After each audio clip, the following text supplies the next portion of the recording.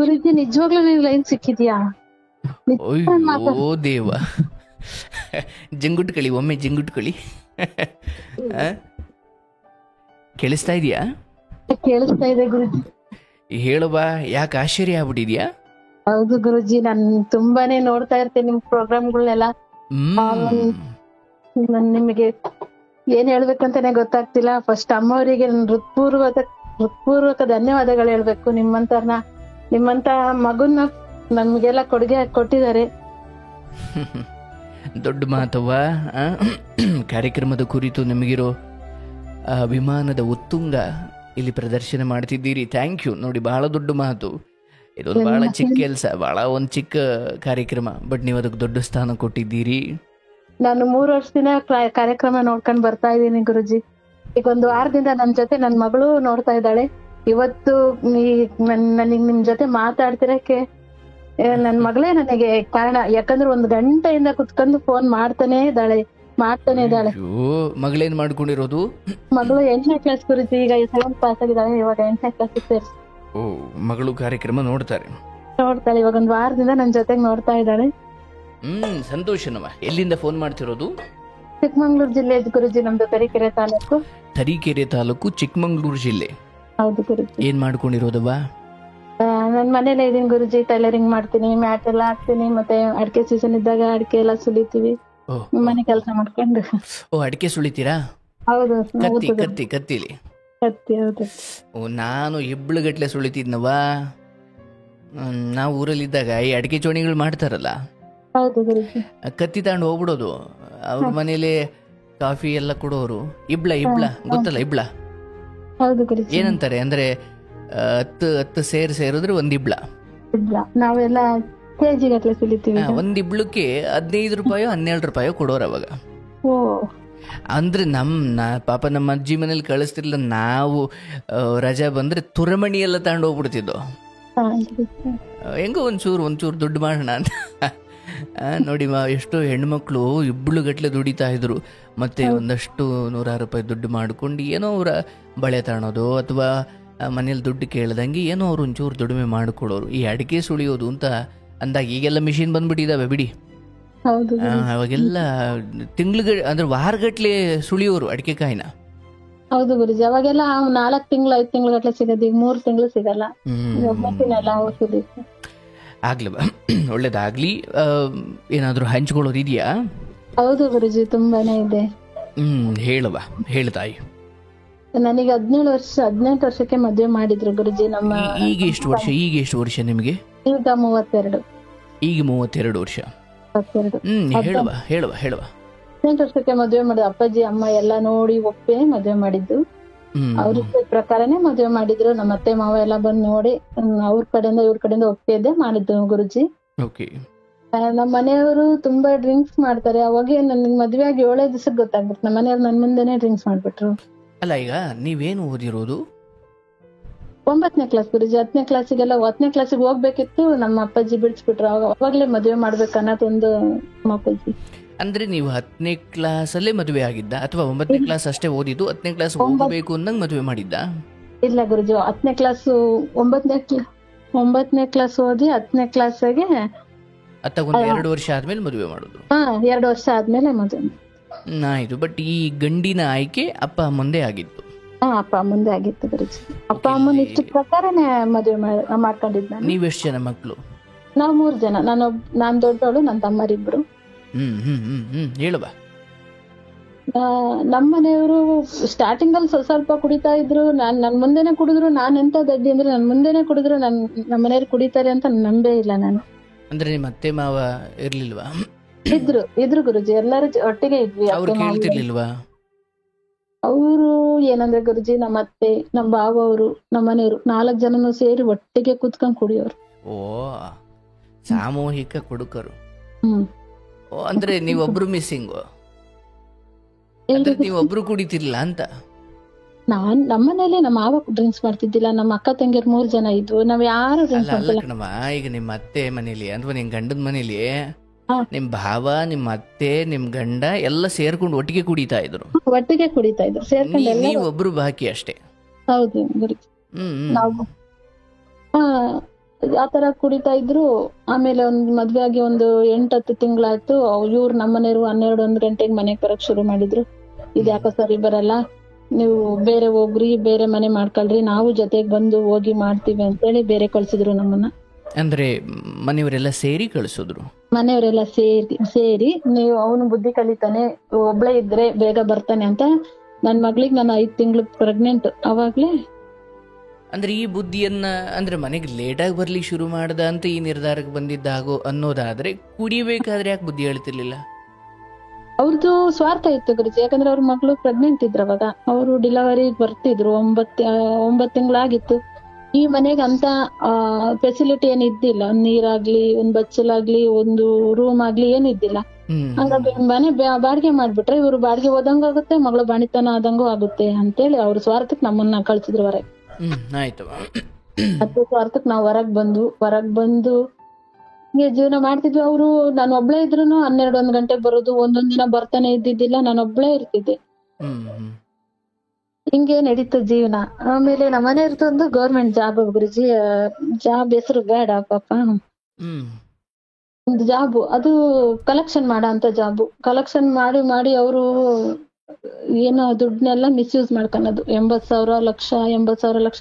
ಮದ್ವೆ ಮುಂಚೆಯಿಂದನೂ ಅದೇ ಕೆಲ್ಸ ಅವ್ರದ್ದು. 10,000 20,000 ಖರ್ಚು ಮಾಡ್ಕೊಳೋದು, ಅದನ್ನ ಕಟ್ಟಿ ಮತ್ತೆ ತಿರ್ಗಾ ಕೆಲ್ಸಕ್ಕೆ ಸೇರ್ಸೋದು. ಹಿಂಗೆ ಬಂದು ನಮ್ ಮದ್ವೆ ಟೈಮಲ್ಲಿ 40,000 ರೂಪಾಯಿ ಯೂಸ್ ಮಾಡ್ಕೊಂಡ್ರು ಅವರು, ಮಿಸ್ಯೂಸ್ ಮಾಡ್ಕೊಂಡ್ರು. ಅಂದ್ರೆ ಜನರ ದುಡ್ಡನ್ನ, ಜನರ ದುಡ್ಡು, ಸರ್ಕಾರದ್ದು ಜನರ ದುಡ್ಡನ್ನ ಇವ್ರು ಮಿಸ್ಯೂಸ್ ಮಾಡ್ಕೊಳೋದು. ಅದನ್ನ ಸರ್ಕಾರಕ್ಕೆ ಒಪ್ಪಿಸ್ದಲ್ಲ ಇವ್ರೇ ಯೂಸ್ ಮಾಡ್ಕೊಳೋದು. ಹಿಂಗೆ ಆಗಿ ಗುರುಜಿ ಮದ್ವೆ ಆಗಿ 2 ತಿಂಗಳಿಗೆ ಈ ತರ ಕೆಲ್ಸ ಬಿಡೋ ಅಂತ ಪರಿಸ್ಥಿತಿ ಬಂತು. ಅವಾಗ ನಮ್ ತಂದೆ ಅವರು, ನನ್ ಮಗ್ಳಿಗೊಂದು ಕೆಟ್ಟ ಹೆಸರು ಬರುತ್ತೆ ನೋಡಪ್ಪ, ಈ ಹುಡುಗಿ ಕಾಲ್ಗುಣದಿಂದ ಕೆಲ್ಸ ಹೋಗುತ್ತೆ ಅನ್ಬಾರ್ದು ಜನ. ಯಾರಿಗೂ ಗೊತ್ತಿಲ್ದಂಗ 56,000 ರೂಪಾಯಿ ಏನು ಕೆಲ್ಸ ಕಟ್ಟಿ ಸೇರ್ಸಿದ್ರು ಮತ್ತೆ. ಅಲ್ಲಿಂದ 1 ವರ್ಷ ಗುರುಜಿ, ನನ್ ಮದ್ವೆ ಆಗಿ 2 ತಿಂಗಳಿಗೆ 56,000 ಕಟ್ಟಿದ್ರು. 1 ವರ್ಷಕ್ಕೆ ಮತ್ತೆ 1,60,000 ರೂಪಾಯಿ ಅವರು ಮಾಡ್ಕೊಂಡಿದ್ರು. ಅಂದ್ರೆ ಮತ್ತದೇ ಸ್ವಲ್ಪ ಜನರ ದುಡ್ಡನ್ನ ಯಾಮಾರಿಸೋ ಬುದ್ಧಿ. ಏನ್ ಮಾಡ್ತಿದ್ರು ಅಷ್ಟಣವ ಗುರುಜಿ? ಅವರು ಡ್ರಿಂಕ್ಸ್ ಮಾಡೋದು, ಏನು ಬೇರೆ ಏನಕ್ಕೆ ಬಳಸ್ಕೊಂತಾರೆ ಅಂದ್ರೆ ದುಶ್ಚಟಗಳು ಬಹಳ, ಅದೊಂದು. ಆಮೇಲೆ ಸಿಕ್ಕಾಪಟ್ಟೆ ಕುಡಿಸೋದು, ಕುಡಿಯೋದು, ಬೇರೆ ಜನಗಳಿಗೆ ಖರ್ಚು ಮಾಡೋದೇ ಜಾಸ್ತಿ. ಅಂದ್ರೆ ಈ ಸಹವಾಸ ಜಾಸ್ತಿ. ಹಿಂಗೆ ಮಾಡ್ಕೊಂತ ಬಂದ್ರು ಗುರುಜಿ. ಆಮೇಲೆ 1,20,000 ರೂಪಾಯಿ ನಮ್ ಕೈಲಿ ಕಟ್ಟಕ್ಕಾಗ್ಲಿಲ್ಲ. ನಾನೊಂದ್ ಸಂಘದಲ್ಲಿ 50,000 ನಮ್ಮ ಮದ್ವೆಲಿ ಒಂದ್ ಬೈಕ್ ಕೊಟ್ಟಿದ್ರು, ಆ ಬೈಕ್ ಎಲ್ಲ ಮಾರ್ಬಿಟ್ಟು ಕಟ್ಟಿ ಇವ್ರು ಮತ್ತೆ ಕೆಲ್ಸಕ್ಕೆ ಸೇರ್ಕೊಂಡ್ರು. ನಮ್ಮ ನನ್ನ 2ನೇ ಮಗನಿಗೆ ಪ್ರೆಗ್ನೆಂಟ್ ಇದೆ ಅಂದ್ರೆ ಬಾಣಿತನ ಮುಗಿಸ್ಕೊಂಡ್ ಬರತ್ತಿಗೆ ಮತ್ತಲ್ಲೇ 2 ಲಕ್ಷ ರೂಪಾಯಿ ಅವಾಗಲೇ ಮಾಡಿದ್ರು. ನನ್ ಮಗನ್ ಡೆಲಿವರಿ ಮುಗಿಸ್ಕೊಂಡು ಬರತ್ತಿಗೆ 2 ಲಕ್ಷ ಮಿಸ್ಯೂಸ್ ಮಾಡ್ಕೊಂಡು ಇವರೆಲ್ಲ ಕೆಲ್ಸ ಬಿಟ್ಟು 3-4 ತಿಂಗಳು ಆಗ್ಬಿಟ್ಟಿತ್ತು. ನನಗೆ ವಿಚಾರನೇ ಗೊತ್ತಿಲ್ಲ. ನಾನು ನಮ್ಮ ಅಮ್ಮನ ಮನೇಲಿ ಬಾಣಿತನಕ್ಕೆ ಹೋಗಿದ್ದೀನಿ.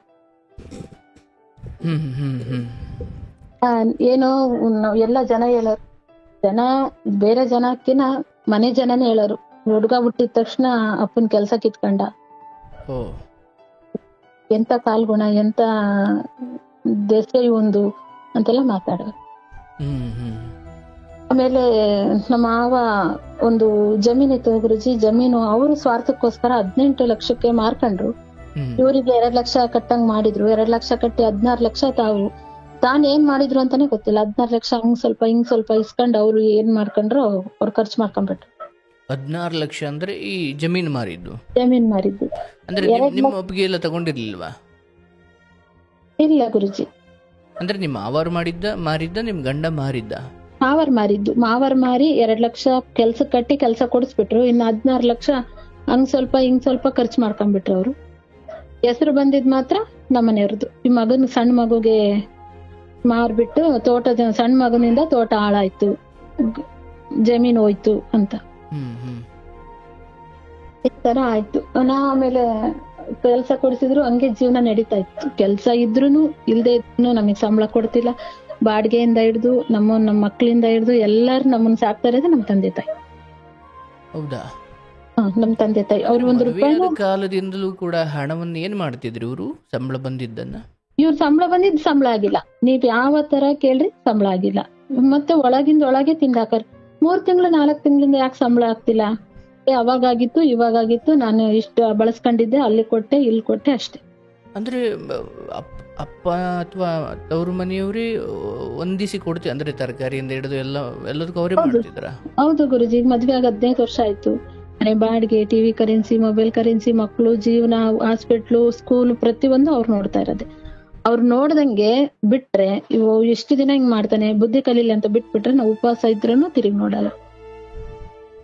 ಮಗ ಜ್ವರ ಬಂದ್ ಮಲ್ಗಿದ್ರು ಎಲ್ಲಾರ 100-200 ರೂಪಾಯಿ ಅಡ್ಜಸ್ಟ್ ಮಾಡ್ಕೊಂಬಂದ್ ಆಸ್ಪತ್ರೆಗೆ ತೋರ್ಸಲ್ಲ. ಜ್ವರ ತಾನೇ ಸಾಯಲ್ಲ ಬಿಡು ಅನ್ನಲ್ಲ. ಅಂದ್ರೆ ಕುಡಿತ ಜಾಸ್ತಿನಾ? ಹೌದು ಗುರುಜಿ, ಕುಡಿಯೋದೆಲ್ಲ ಕೂರಿಸ್ಕೊಂಡು ಕುಡಿಯೋದು ಅಂತ ಕುಡಿಯೋದು ಅಂತ. ಈಗ ಗುಂಪಾಗಿ ತಂದೆ ಮಕ್ಳು ಎಲ್ಲ, ತಾಯಿ ಮಕ್ಳೆಲ್ಲ ಸೇರ್ಕೊಂಡ್ ಕುಡಿತಾ ಇದ್ರ ಆಗ. ಆ ತಾಯಿ ಸ್ವಲ್ಪ ಕಂಟ್ರೋಲ್ ಬಂದಿದ್ದಾರೆ. ಇನ್ನ ದೊಡ್ಡ 2 ಮಕ್ಳುನು ಕುಡಿಯೋದ್ ಬಿಟ್ಟು ಅವ್ರ ಮನೆ ಅವ್ರ ಮಂತೆನಂತ ಬಹಳ ಚೆನ್ನಾಗಿದ್ದಾರೆ. ಇವ್ರು ಮಾತ್ರ ಇನ್ನು ಕುಡಿಯೋದು ಬಿಟ್ಟಿಲ್ಲ. ಇವ್ರು ತುಂಬಾನೇ ಹಾಳಾಗ್ತಾರೆ. ನಿಮ್ಗೂ ನೆಮ್ಮದಿ ಇಲ್ಲ? ಹೌದು ಗುರುಜಿ, ನೆಮ್ಮದಿ ಇಲ್ಲ. ಆಯ್ತು. ಅದಾದ್ಮೇಲೆ ಏನಾಯ್ತು? ಅಂದ್ರೆ 16 ಲಕ್ಷ ಏನಕ್ಕೆ ಅನ್ನೋ ಲೆಕ್ಕವೇ ಇಲ್ಲ? ಲೆಕ್ಕನೇ ಇಲ್ಲ. ಅವ್ರು ಹೋಗೋದು, ಅಲ್ಲಿ ತಿನ್ನೋದು, ಇಲ್ಲಿ ತಿನ್ನೋದು, ಏನೋ ಅವ್ರ ಮಜಾನೇ ಅವ್ರಿಗೆ. ಅವ್ರು ನಮ್ಮ ಒಂದು 16 ಲಕ್ಷ ಏನ್ ಮಾಡಿದ್ರು ಆ ಲೆಕ್ಕನೂ ಕೊಡ್ಲಿಲ್ಲ. ಅದು ಹೋಯ್ತು, ದುಡ್ಡು ಹೋಗಿದ್ದು ಹೋಯ್ತು. ನಿಮ್ಗೆ ಅನ್ಸುತ್ತಾ ನಿಮ್ ಗಂಡನ್ನ ಯಾಮಾರಿಸಿದ್ದಾರೋ ಅಥವಾ ಈತ ಈಸ್ಕೊಂಡು ಅದನ್ನು ಪೋಲ್ ಮಾಡುವಷ್ಟು ಕೆಟ್ಟವನಿದ್ದ ಅನ್ಸಾರ? ಮಾವಂದೇನ್ ತಪ್ಪಿಲ್ಲ, ಅವ್ರು ಕೊಟ್ಟಿದ್ದಾರೆ, ಈತ ಹಾಳು ಮಾಡಿದ್ದಾನೆ ಅಂತ ಬಲವಾಗಿ ನಂಬಿಕೆ ಇದೆಯಾ ಅಥವಾ ಕೊಟ್ಟೇ ಇಲ್ಲ ಅವರು ಅಂತ ಅನ್ಸುತ್ತಾ? ಇಲ್ಲ ಗುರುಜಿ, 2 ಲಕ್ಷ ಮಾತ್ರ ಇವ್ರಿಗೆ ಕಟ್ಟಿದ್ದಾರೆ. ಇನ್ನು 16 ಲಕ್ಷ ನಮ್ಮ ಮಾವರೇ ಮಿಸ್ಯೂಸ್ ಮಾಡ್ಕೊಂಡಿಲ್ಲ. ಅವರೇ ಬಳಸ್ಕೊಂಡಿದ್ದಾರೆ. ಅದೇನಕ್ಕೆ ಬಳಸ್ಕೊಂಡಿದ್ದಾರೆ ಅಂತ ಇದುವರೆಗೂ ಗೊತ್ತಿಲ್ಲ. ಮತ್ತೆ ಈಗ ನೀವು ಹೇಳಬೇಕಾದ್ರೆ ನನ್ನ ಗಂಡನೇ 16 ಲಕ್ಷನೂ ಆಗೋಸಿ ಈಗೋಸಿ ಈಸ್ಕೊಂಡ್ಬಿಟ್ಟಿದ್ದ ಅಂತ ಹೇಳ್ತೀರಿ? ಹೇಳ್ರಿ ಗುರುಜಿ. ಅಲ್ವಾ, ಈಗ 2 ಲಕ್ಷ ಕಟ್ಟಿದ್ದಾಯ್ತು, ಇನ್ನು ಮಿಕ್ಕಿದ ಒಂದಷ್ಟು 16 ಲಕ್ಷ ಕೂಡ ನನ್ನ ಗಂಡ ಈಸ್ಕೊಂಡು ಹೆಂಗ್ ಪೋಲ್ ಮಾಡೋದ್ನು ಗೊತ್ತಿಲ್ಲ ಅಂದೆ. ಇಲ್ಲ ಗುರುಜಿ, 16 ಲಕ್ಷ ನಮ್ಮ ಮಾವರು ಪೋಲ್ ಮಾಡಿದ್ದನ್ನ. 2 ಲಕ್ಷ ಮಾತ್ರ ನಮ್ಮ ಮನೆಯವ್ರಿಗೆ ಕಟ್ಟಿ ಕೆಲ್ಸಕ್ಕೆ ಸೇರ್ಸಿದ್ರು. 16 ಲಕ್ಷನ ನಮ್ಮ ಮಾವರು ಖರ್ಚು ಮಾಡಿದ್ರು. ಏನು ಮೂಲಭೂತವಾಗಿ ಅದ್ ನಿಮಗ್ ಬರ್ಬೇಕಿತ್ತು ಅಂತ. 3 ಜನ ಮಕ್ಳಿಗೂ ಬರ್ಬೇಕಿತ್ತು ಗುರುಜಿ. 3 ಜನರು ಅಥವಾ ನಿಮಗೆ 16 ಲಕ್ಷನು? ಇಲ್ಲ, 3 ಜನಕ್ಕೂ 16 ಲಕ್ಷ 3 ಜನಕ್ಕೆ ಭಾಗ ಆಗ್ಬೇಕಿತ್ತು. ನಾವು 3 ಜನ ಗಂಡ್ ಮಕ್ಳು, ಒಬ್ರು ನಮ್ ನಾದ್ನಿ ಒಬ್ಳೇನೆ. 3 ಜನಕ್ಕೂ ಬರ್ಬೇಕಿತ್ತು. ಅವರು ನಮ್ಮ ಭಾವನಂದ್ರು, ನಮಗ್ ದುಡ್ಡು ಕೊಡ್ಲಿದ್ರು ಪರವಾಗಿಲ್ಲ, ಅವ್ನ ಕೆಲ್ಸಕ್ಕೆ ಸೇರ್ಕೊಂಡು ಚೆನ್ನಾಗಿದ್ರೆ ಸಾಕು ಅಂತ ನಮ್ ಭಾವರಿದ್ರು ಹೇಳಿದ್ರು. ಮತ್ತೆ ಅವ್ರ ಮನೆಯವ್ರ ಸತ್ಯ ನಮ್ಮ ಮನೆಯವ್ರ ಅತ್ತಿಗೆಯರು ಹಂಗೆ ಅಂದ್ರು ಅವಾಗಿನ ಟೈಮಲ್ಲಿ. ಆಮೇಲೆ ಕೆಲ್ಸಕ್ಕೆ ಹೋದ್ರು. ಚೆನ್ನಾದ್ರೆ ಕೆಲ್ಸಕ್ಕೆ ಹೋದ್ರೆ ಬೆಳಗ್ಗೆ ಹೋಗೋರು ಸಂಜೆ ಬರೋರು, ಕುಡಿಯೋರು, ಚೆನ್ನಾಗಿರೋರು. ಆದ್ರೆ ಮನೆಗೆ ಏನೋ ತಂದ್ ಆಗ್ತಿಲ್ಲ. ಯಾವ್ದೊಂದು ಡಿಲಿವರಿಗೆ ಹೋದ್ರು ನನ್ನ ಹೆಂಡತಿ ಡೆಲಿವರಿಗೆ ಹೋಗಿದ್ದಾಳೆ, ಆಸ್ಪತ್ರೆಗೆ ಇದಾರ ಅಂತ 1 ದಿವಸಕ್ಕೂ ಬಂದಿಲ್ಲ. ನನ್ ಮಗಳು 2 ದಿವಸ ಆದ್ಮೇಲೆ ಬೆಳಗ್ಗೆ 11 ಗಂಟೆಗೆ ಹುಟ್ಟಿದ್ರೆ ರಾತ್ರಿ 7:00ವರೆಗೆ ಬಂದಿದ್ದಾರೆ. ಮಗನ್ ಡೆಲಿವರಿ ಆದ 3 ದಿವಸ ಬಿಟ್ಟು ಬಂದಿದ್ದಾರೆ ಅಂತ. ಅಷ್ಟು ಕಾಳಜಿ ಪ್ರೀತಿ ಏನಿಲ್ಲ. ಏನಂದ್ರೆ ಜನ ನೋಡೋ ಕಣ್ಣಿಗೆ ಜೀವನ ಮಾಡ್ಬೇಕು, ನಮ್ಗೂ ಹೆಂಡತಿ ಮಕ್ಳಿದಾರ ಅಂತ ಹೇಳ್ಕೋಬೇಕಂತ ಜೀವನ ಮಾಡ್ತಿದೀವಿ ಅಷ್ಟೇನೆ. ಆಮೇಲೆ ಸ್ವಲ್ಪ ದಿನ ನಮ್ಮ ಮನೆಯವ್ರ ಕೆಲ್ಸ ಇದ್ದಿಲ್ಲ. ನಮ್ಮ ಅವರು ಹಿಂಗೆ ಏನೋ ಜಗಳ ಮಾಡ್ತಾ ಬಾಡಿಗೆ ಮನೆ ಖಾಲಿ ಮಾಡಿಸಿದ್ರು. ಅದೇ 2 ಲಕ್ಷ ಕಟ್ಟೋಕ್ಕೂ ಮುಂಚೆ 2 ಲಕ್ಷ ಕಟ್ಟೋಕ್ಕೂ ಮುಂಚೆ ಬಾಡಿಗೆ ಮನೆ ಖಾಲಿ ಮಾಡಿಸಿದ್ರು. ಆಗ ಬಂದು ನಮ್ದು ತವ್ರ ಮನೆಗೆ ನಮ್ಮ ಅಮ್ಮವ್ರ ಕಡೆಯಿಂದ 1 ಮನೆ ಕೊಟ್ಟಿದ್ರು. ನಮ್ ತವ್ರ ಮನೆ ಚಿತ್ರದುರ್ಗ ಡಿಸ್ಟಿಕ್ ನಲ್ಲಿ. ಇನ್ನೊಂದ್ ಹಳ್ಳಿಗೆ ನಮ್ಮ ಅಮ್ಮನ್ ತವ್ರ ಮನೆ 1 ಮನೆ ಕೊಟ್ಟಿದ್ರು. ಆ ಮನೆಗೆ ನಮ್ಮ ಅತ್ತೆ ಏನಂದ್ರು, ನಿಮ್ ಪಾತ್ರೆ ಸಾಮಾನು ಏನು ತರ್ಬೇಡ್ರವ, ನಿಮ್ ಪಾತ್ರೆ ಸಾಮಾನು ಏನೈತಾ ಎಲ್ಲ ತಕೊಂಡೋಗ, ಆ ಮನೆ ಖಾಲಿ ಐತಲ್ಲ ಆ ಮನೆಗೆ ಹಾಕ್ಬಿಡ್ರಿ, ಆಮೇಲೆ ನಂದು ಆ ಪಾತ್ರೆ ಹೊತ್ತು ಈ ಪಾತ್ರೆ ಹೊತ್ತು ಅಂತ ಜಗಳ ಆಡ್ಬೇಡ್ರಿ ಅಂತ ತಕೊಂಡೋಗ್ ಎಲ್ಲಾನು ಅದೊಂದ್ ಹಳ್ಳಿ ಒಳಗೆ ಮನೆ ಒಳಗೆ ಹಾಕಿದ್ವು. ನಾವ್ ಬಂದು ನಮ್ಮ ಅತ್ತೆ ಮಾವ ವಾಸವಾಗಿದ್ವಲ್ಲ ಅದೇ ಮನೇಲಿ ಒಟ್ಟಿಗೆ ಇದ್ವು. ಈ ಒಂದು ದಿನ ಇದ್ದಕ್ಕಿದ್ದಂಗೆ ಜಗಳ ಬಂತು. ಜಗಳ ಏನಕ್ಕೆ ಬಂತು? ಮತ್ತೆ ಮಾವನ್ ಮಧ್ಯೆ ಜಗಳ ಬಂತು. ಜಗಳ ಬಂದು ನಾನು ಅಷ್ಟು ಕಟ್ಟಿದೆ ಇಷ್ಟು ಕಟ್ಟಿದೆ ನೀನು ಹಂಗೆ ಹಿಂಗೆ ಅಂತ ಮಾತಾಡಿದ್ರು ನಮ್ಮ ಮಾವ ನಮ್ಮ ಮನೆಯವರಿಗೆ. ಅವ್ರಿಬ್ರು ಜಗಳದಾಳಿ ಮಗನ್ ಹೇಳ್ಕೊಂಡ್ರು. ಅಪ್ಪ ನನ್ನ ಹತ್ರ ಇಲ್ಲ ಇವಾಗ, ಸಡನ್ ಆಗಿ ಕೊಡು ಅಂದ್ರೆ ಎಲ್ಲಿಂದ ಕೊಡ್ಲಿ ನಾನು? ನೀನ್ ಕಟ್ಟಿದ್ದಕ್ಕೆ ಎಲ್ಲಾ ಇಸ್ಕಂದಿಯಾ, ವಾಚು ಮೊಬೈಲು ಬೈಕು ಎಲ್ಲ ಇಸ್ಕೊಂಡ್ಬಿಟ್ಟೆ ನೀನು, ನಾನು ಎಲ್ಲಿಂದ ಕೊಡೋಣ? ನಿನ್ ಹೆಂಡತಿ ಚೆನ್ನಾಗಿದ್ದಾಳ ಕರ್ಕೊಂಡ್ ಹೋಗಿ ಲಾಡ್ಜಿಗ್ ಬಿಡು, ದುಡಿಮೆ ಮಾಡ್ಕ, ನನಗ್ ಕೊಡು ದುಡ್ಡು. ಅಂದ್ರೆ ಇದು ನಿಮ್ಮ ಮಾವ ಹೇಳಿದ್ದ? ನಮ್ಮ ಮಾವ ಹೇಳಿದಿ ಮಾತು. ಅಂದ್ರೆ ಹೆಂಡತಿ ಕರ್ಕೊಂಡೋಗಿ ಲಾಡ್ಜಿಗೆ ಬಿಡು, ದುಡಿಮೆ ಮಾಡು ಅಂತ ನಿಮ್ ಸ್ವಂತ ಮಾವನ ಅಥವಾ ಬೇರೆಯವರ? ಸ್ವಂತ ಮಾವ, ನಮ್ಮ ಮನೆಯವ್ರಪ್ಪ. ಓ, ಈ ಮಾತು ಹೇಳಿದ್ರು. ಈ ಮಾತು ಕೇಳ್ಕೊಂಡ್ ನಮ್ಮ ಮನೆಯವರು ಅವ್ರಿಗೆ ಮಾತಾಡ್ಲಿಲ್ಲ, ಕರ್ಕೊಂಡು ಹೊರಗ್ ಬಂದ್ರು. ರಾತ್ರಿ 12 ಗಂಟೆಯಿಂದ ಬೆಳಗ್ಗೆ 4-5 ಗಂಟೆವರೆಗೂ ಇಬ್ರು ಮಕ್ಳನ್ನ ಹಾಕೊಂಡು ಕಟ್ಟೆ ಮೇಲೆ ಮನೆ ಹೊರಗೆ ಕುಂತಿದ್ವಿ. ಯಾರು ಬಂದ್ ನಮ್ಮನ್ ಕರೀಲಿಲ್ಲ. ಅವಾಗ ಗಂಡ ಇಬ್ರು ಮಕ್ಳು, ನೀವು? ನಾವು ಇಬ್ರು ಮಕ್ಳು, ಒಬ್ರ? ಇಬ್ರು ಮಕ್ಳು ಗುರುಜಿ. ಓಕೆ. ಇನ್ನು ಒಂದ್ ಗಂಡ, ಇಬ್ರು ಮಕ್ಳು. ನನ್ ಮಗ ಅವಾಗ 9-10 ತಿಂಗಳು ಹುಡುಗ. 10 ತಿಂಗಳು ಹುಡುಗನ ರಾತ್ರಿ 12 ಗಂಟೆಯಿಂದ ಬೆಳಗಿನ ಜಾವ 4 ಗಂಟೆವರೆಗೂ ಹೊರಗೆ ಕುತ್ಕೊಂಡಿದ್ವಿ. ಯಾರು ಒಳಗ್ ಬರ್ರಿ ಮಲ್ಕಳ್ರಿ ಅಂದ್ವಿ. ಆಮೇಲೆ ಅವ್ರು ಅಷ್ಟೊತ್ತವರೆಗೂ ಒಳಗ್ ಜಗಳ ಮಾಡ್ತಾನೆ ಇದ್ರು. ಆಮೇಲೆ 4 ಗಂಟೆಗೆ ನಮ್ಮ ಮಾವ ಬಂದು, ನಮ್ಮ ಮಾವ ಅಂದ್ರೆ ನಮ್ಮ ಮನೆಯವ್ರ ಎರಡನೇ ಅಣ್ಣ ಬಂದು, ಬರ ಮೆದ್ದೊಳಗೆ ಹುಡುಗನ್ ಕರ್ಕೊಂಡ್ ಯಾಕೆ ಇಷ್ಟದ್ನ ಹೊರಗ್ ಕುತ್ಕೊಂಡ್ಯ, ಎದ್ ಬರ್ತಿ ಇಲ್ಲ ಅಂತ ಜೋರ್ ಮಾಡಿ ಒಳಗ್ ಕರ್ಕೊಂಡ್ರು. ಅವಾಗ ಬೆಳಗ್ಗೆನೆ ನಾವು 5 ಗಂಟೆ ಟೈಮಲ್ಲಿ ಒಳಗ್ ಬಂದ್ವು. ಅವತ್ತೇನೆ 11:15 ಟೈಮಿಗೆ ನಮ್ಮಮ್ಮ ಬಂದ್ರು. ಅಮ್ಮಂಗೆ ರಾತ್ರಿ ಎಲ್ಲ ನಿದ್ದೆ ಬಂದಿಲ್ಲ. ಯಾಕೋ ಏನೋ ನನಗೆ ಸಮಾಧಾನ ಇಲ್ಲ, ಹುಡುಗರು ನೋಡ್ಬೇಕು ಅನಿಸ್ತೈತೆ, ರಾತ್ರಿ ಎಲ್ಲ ಹುಡುಗರು ಕಣ್ಣಾಗೆ ಇದ್ವು ಅಂತೇಳಿ ನಮ್ಮ ಅಪ್ಪಾಜಿನ ಕೇಳ್ಕೊಂಡು ನನಗೆ ಫೋನು ಮಾಡಿಲ್ಲ, ಬರ್ತೀನಿ ಅಂತ ಬಂದ್ಬಿಟ್ರು. ಅಂದ್ರೆ ನೀವೇನ್ ಹೇಳದೆ ಹೋದ್ರು ಏನೋ ಒಂದು ಭಾವನೆ ಅನ್ಸಿ ಬಂದಿರೋದು. ಆಗ ನಮ್ಮ ಮಾವರಿಗೆ ಹೆಂಗಾಯ್ತು, ನಮ್ಮ ಅತ್ತೆ ಮಾವಂಗೆ ಇವು ಜಗಳ ಮಾಡಿರೋದಕ್ಕೆ ಅವ್ರ ಅಮ್ಮನ್ ಕರ್ಸಿದ್ದಾಳೆ ಅಂತ ಆಯ್ತು. ಅವಾಗ ಅವ್ರ ಅಮ್ಮನ್ ಕರ್ಸಿದಾಳೆ ಅಂತೇಳಿ ನಾನು ನಮ್ಮ ಮನೆಯವರ ಎರಡನೇ ಅತ್ತಿಗೆ ಹೇಳ್ದೆ, ಅಕ್ಕ ಏನು ಹೇಳ್ಬೇಡ ನಮ್ಮ ಅಮ್ಮಂಗೆ, ಸುಮ್ನಿರ್, ನಾವು ಜಗಳ ಆಡ್ತೀವಿ, ಸುಮ್ನಾಗ್ತೀವಿ, ಸುಮ್ನೆ ಅವ್ರಿಗೆ ಯಾಕೆ ನೋವು ಅಂತ ಹೇಳ್ದೆ. ಆದ್ರಿಂದ ಆತರ ಮಾತಾಡ್ಬಾರ್ದಾಗಿತ್ತು ನಮ್ಮ ಮಾವ, ಈ ಮಾತು ಅನ್ಬಾರ್ದಾಗಿತ್ತು, ನಾನು ಹೇಳ್ತೀನಿ, ನನಗೆ ತಡ್ಕೊಳಕ್ ಆಗ್ತಿಲ್ಲ ಅಂತೇಳಿ ನಮ್ಮ ಅಮ್ಮಂಗೆ ಹಿಂಗೈತ್ ವಿಚಾರ ಅಂತ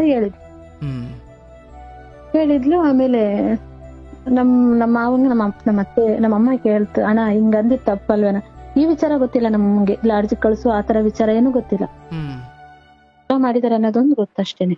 ಏನು ಜಗಳ ಆಗಿದೆ ಇವ್ರಿಬ್ರು ಮಧ್ಯೆ ಅಂತ ಗೊತ್ತು. ಈ ತರ ಕರ್ಕೊಂಡ್ ಹೋಗಿ ಲಾಡ್ಜಿಗ್ ಬಿಡು, ನೀನ್ ದುಡಿಮೆ ಮಾಡ್ಕಂತ ಇವ್ ಮಾತೆಲ್ಲ ನಾವ್ ಹೇಳಿಲ್ಲ, ಇವತ್ತಿನವರೆಗೂ ಹೇಳಿಲ್ಲ ನಮ್ಮರಿಗೆ. ಇಷ್ಟೇ ಗೊತ್ತು. ಆಮೇಲೆ ನಮ್ಮಮ್ಮ ಹಿಂಗ್ ಜಗಳ ಮಾಡಿದ್ರ ಅಂದ್ರೆ ಬರ್ತಾನೆ ಇದ್ದಿದ್ದಿಲ್ಲ ನಾನು, ನನಗೆ ಹಿಂಗೆ ಯಾಕೋ ಸಮಾಧಾನ ಇದ್ದಿಲ್ಲ, ಬಂದೆ ಅಂತೇಳಿ ನೋಡ್ಕೊಂಡ್ರು. ನಮಗೂ ಅವ್ರಿಗೂ ಬುದ್ಧಿ ಮಾತು ಹೇಳಿದ್ರು, ಹೋದ್ರು. ಮಗಳ ತರ ನಾನು ಹಾಕ್ಬಿಟ್ಟಿದೀನಿ, ಮಗ್ಳಂಗ್ ನೋಡ್ಕೊಳ್ರಿ, ನೀವ್ ಯಾಕೆ ಹಿಂಗ್ ಮಾಡ್ತೀರಾ, ನಿನ್ ಮಗ ಸರಿಯಾಗಿದ್ರ ಅವಳು ಯಾಕೆ ಮಾಡ್ತಿದ್ಲ ಅಂತ ಏನೋ ಮಾತಾಡಿದ್ರು, ಹೋದ್ರು. ಒಂದ್ ದಿವಸ ಇದ್ರು, ತಿರುಗ್ ದಿನ ಹೋದ್ರು ಬೆಳಗ್ಗೆ. ಆಮೇಲೆ ನಮ್ಮ ಮನೆಯವರು ನಾವ್ ಪಾತ್ರೆ ಸಾಮಾನೆಲ್ಲ ಹಾಕೊಂಡಿದ್ವಲ್ಲ ಚಿತ್ರದುರ್ಗದಲ್ಲಿ ಒಂದ್ ಹಳ್ಳಿ ಒಳಗೆ, ಅಂದ್ರೆ ನಿಮ್ ತವ್ರ ಮನೆಯಿಂದ ಕೊಟ್ಟು ಮನೆಗೆ? ನಮ್ಮ ಅಮ್ಮರ್ ತವ್ರ ಮನೆಯವ್ರು ಕೊಟ್ಟ ಮನೆಗೆ ಹಾಕಿ ಬಂದ್ವು ಸಾಮಾನೆಲ್ಲ.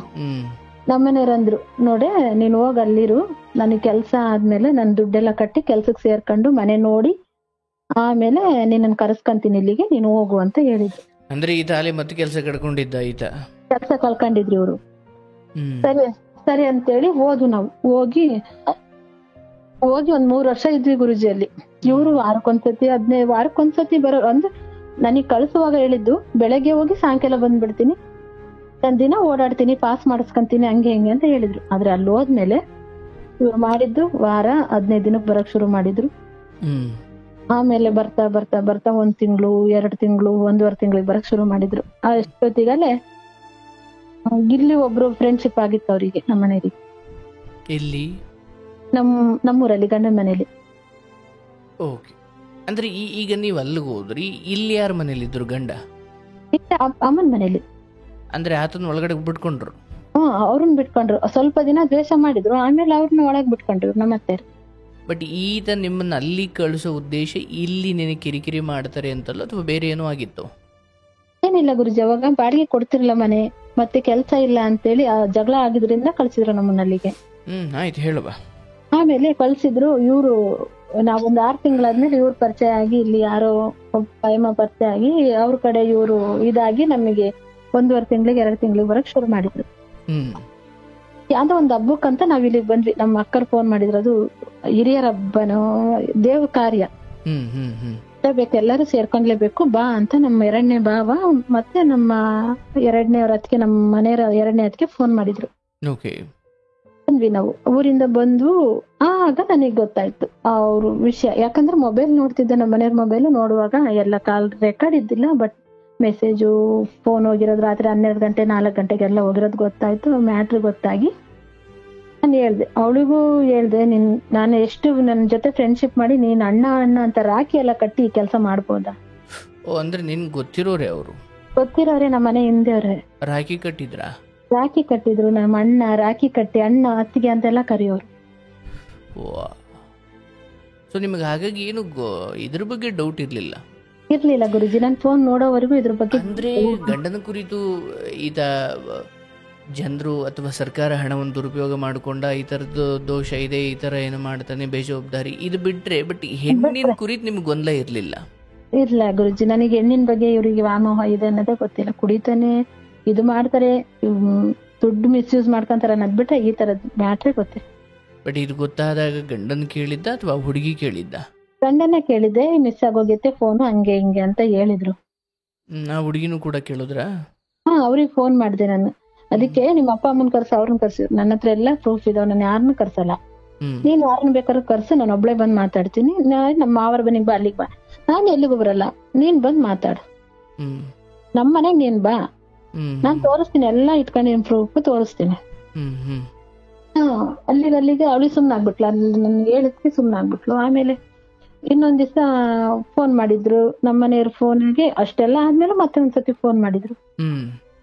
ಮತ್ತೆ ಯಾಕೆ ನಾನು ಒಂದ್ಸತಿ ಹೇಳಿದೀನಿ ನಿನಗೆ, ಮತ್ತೆ ಯಾಕೆ ಫೋನ್ ಮಾಡ್ತೇನೆ ನಮ್ಮ ಮನೆಯವರಿಗೆ ಅಂತ. ಅವಳು ಎಲ್ಲೋ ಕೆಲ್ಸಕ್ಕೆ ಹೋದವಳು ಬಂದ್ಬಿಟ್ಲು ಮನೆಗೆ. ನಮ್ಮ ಮನೆಯವರು ಮನೆಗ್ ಮಲ್ಗಿದ್ರು.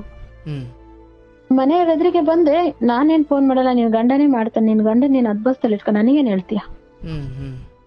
ಅವಳು ಮುಂದಿನ ಅವ್ರು ನಂದೆ, ಅವಳದೇನೋ ತಪ್ಪಿಲ್ಲ ಕಣೆ, ನಾನೇ ಫೋನ್ ಮಾಡಿದ್ದು, ಅವಳನ್ನೇನೋ ಅನ್ಬೇಡ.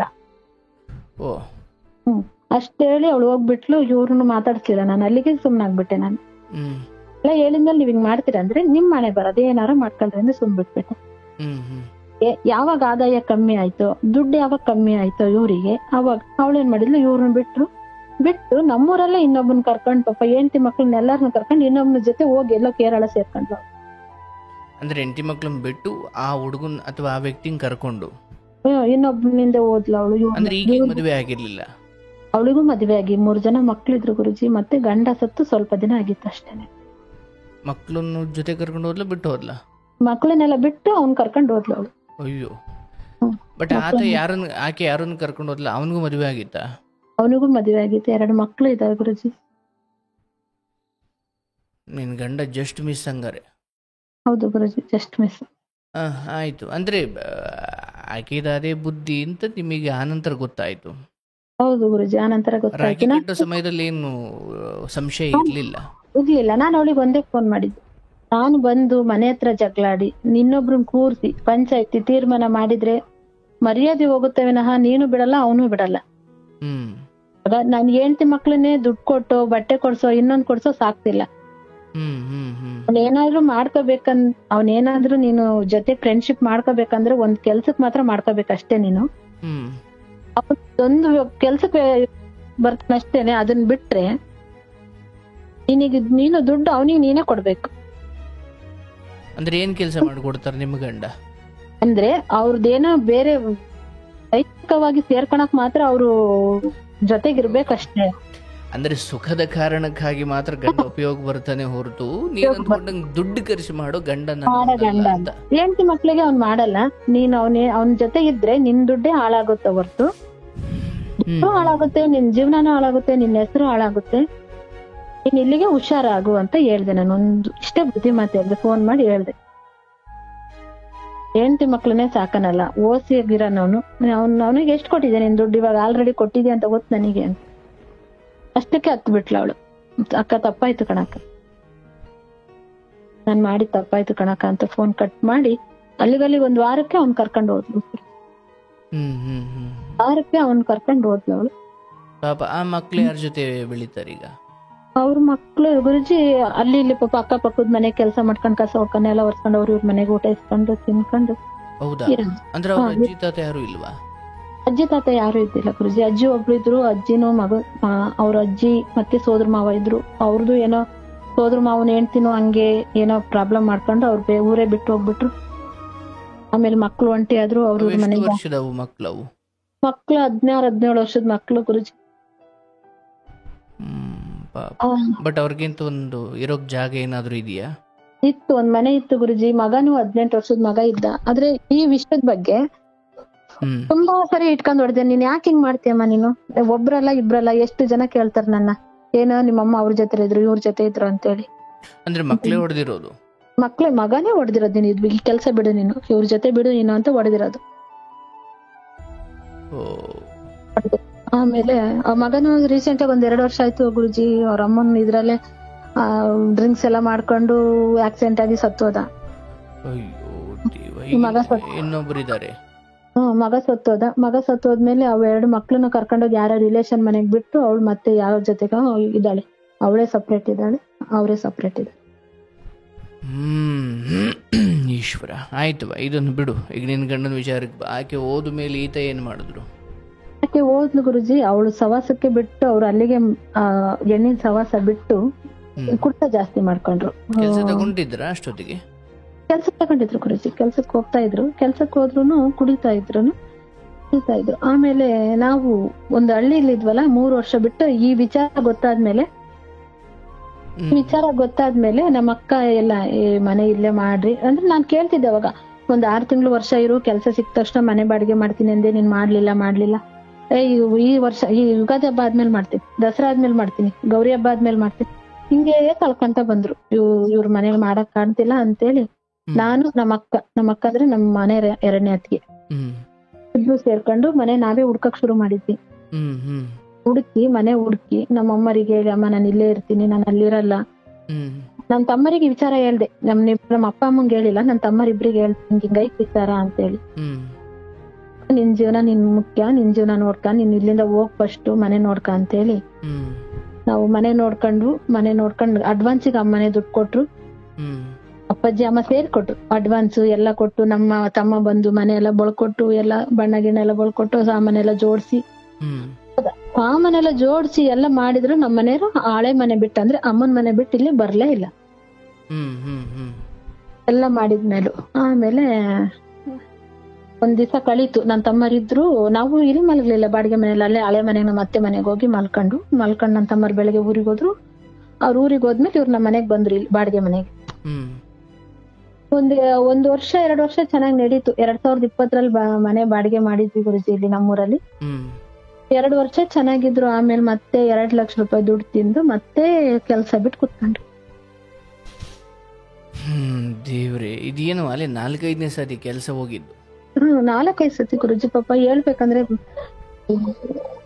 ಅದಕ್ಕೆ ಗೌರ್ಮೆಂಟ್ ಕೆಲ್ಸಕ್ಕೆ ಬೆಲೆ ಇಲ್ವಾ? ಪಂಚಾಯತಿ ಆಫೀಸ್ ಅಲ್ಲಿ ಕೆಲಸ ನಮ್ಮ ಮನೆಯವ್ರದ್ದು ಗುರುಜಿ. ಪಂಚಾಯತಿ ಆಫೀಸ್ ಅಲ್ಲಿ ಮೆಂಬರ್ಗಳು ಎಷ್ಟು ಒಳ್ಳೆಯವ್ರು ಅಂದ್ರೆ, ಅವ್ರು ನಿಜವಾಗ್ಲೂ ತುಂಬಾ ಒಳ್ಳೆಯವ್ರು ನಮ್ಮೂರ್ನವ್ರು.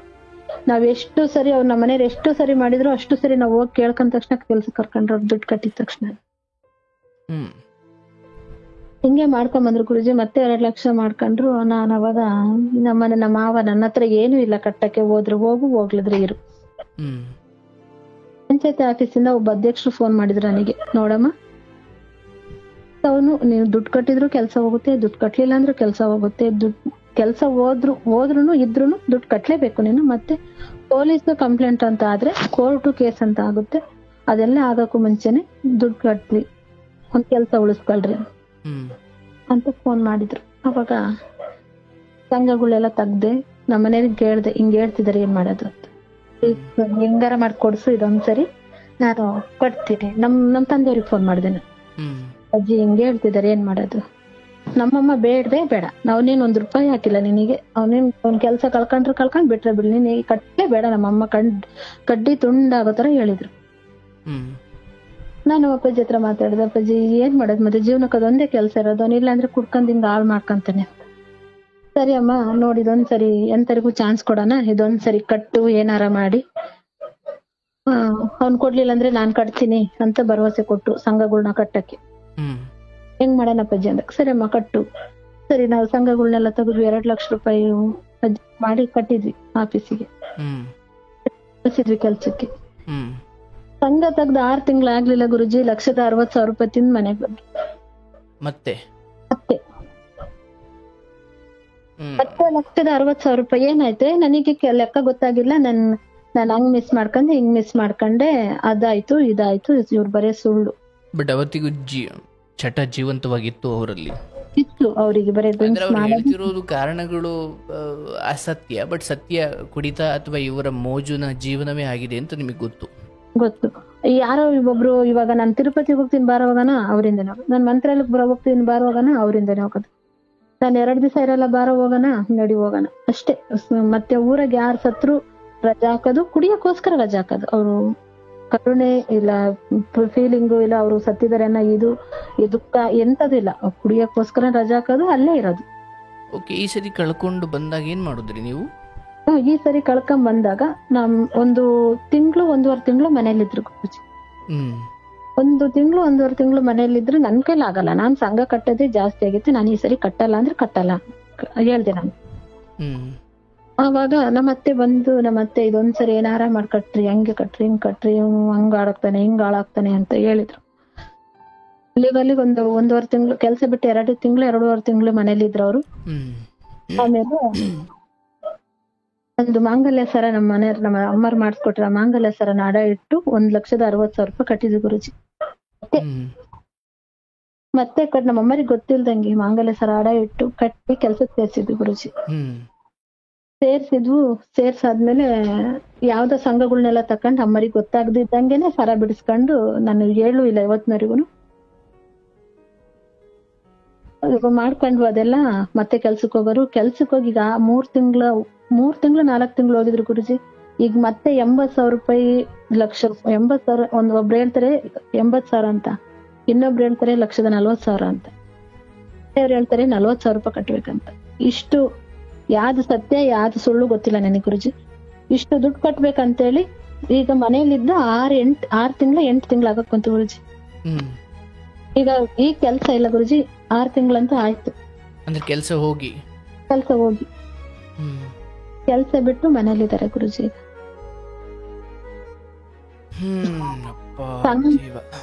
ಸಂಘ ಬಾಡಿಗೆ ಪ್ರತಿಯೊಂದು ಅಮ್ಮರ ಮೇಲೆ ಬಿದ್ದಿದೆ. ಫಸ್ಟಿಗೆ ತಗೊಂಡ್ ಸಂಘಗಳು ಮಾತ್ರ ಗೊತ್ತು, ನಮ್ಮ ಅಪ್ಪಾಜಿ ಒಪ್ಪಿಗೆ ತಗೊಂಡಿದ್ದ ಸಂಘಗಳು. ಇವಾಗ 2ನೇ ಸತಿ ತಗೊಂಡ್ರ ಸಂಘಗಳು ಗೊತ್ತಿಲ್ಲ. ಹಳೆ ಸಂಘ ಹೊಸ ಸಂಘ ಎಲ್ಲ ಸೇರಿಸಿ 30,000 ಕಟ್ಬೇಕು ಗುರುಜಿ ತಿಂಗಳಿಗೆ. 30,000 1 ರೂಪಾಯಿನ ನಮ್ಮ ಮನೆಯವ್ರು ಕೊಡ್ತಾ ಇಲ್ಲ. ಒಂದ್ ಮನೆಗೆ ಉಪ್ಪು ಮೆಣಸಿನ್ಕಾಯಿ ಏನೈತೆ ಏನಿಲ್ಲ ಏನು ಕೇಳಲ್ಲ. ಇನ್ನು ನನಗೆ ಹೇಳ್ತಾರೆ 100 ರೂಪಾಯಿ ಕೊಡು ಕಟಿಂಗ್ ಮಾಡ್ಸ್ಕೊಂಡಿಲ್ಲ, 100 ರೂಪಾಯಿ ಕೊಡು ಶೇವಿಂಗ್ ಮಾಡ್ಸ್ಕೊಂಡಿಲ್ಲ. ಅಂದ್ರೆ ನಿನ್ಗೆ ಎಲ್ಲಿಂದ ಬರುತ್ತೆ ಅಂತ? ಎಲ್ಲಿಂದ ಬರುತ್ತೆ? ನಿಮ್ಮ ಅಪ್ಪರ್ ನೋಡ್ಕೊಂತಾರಲ್ಲ.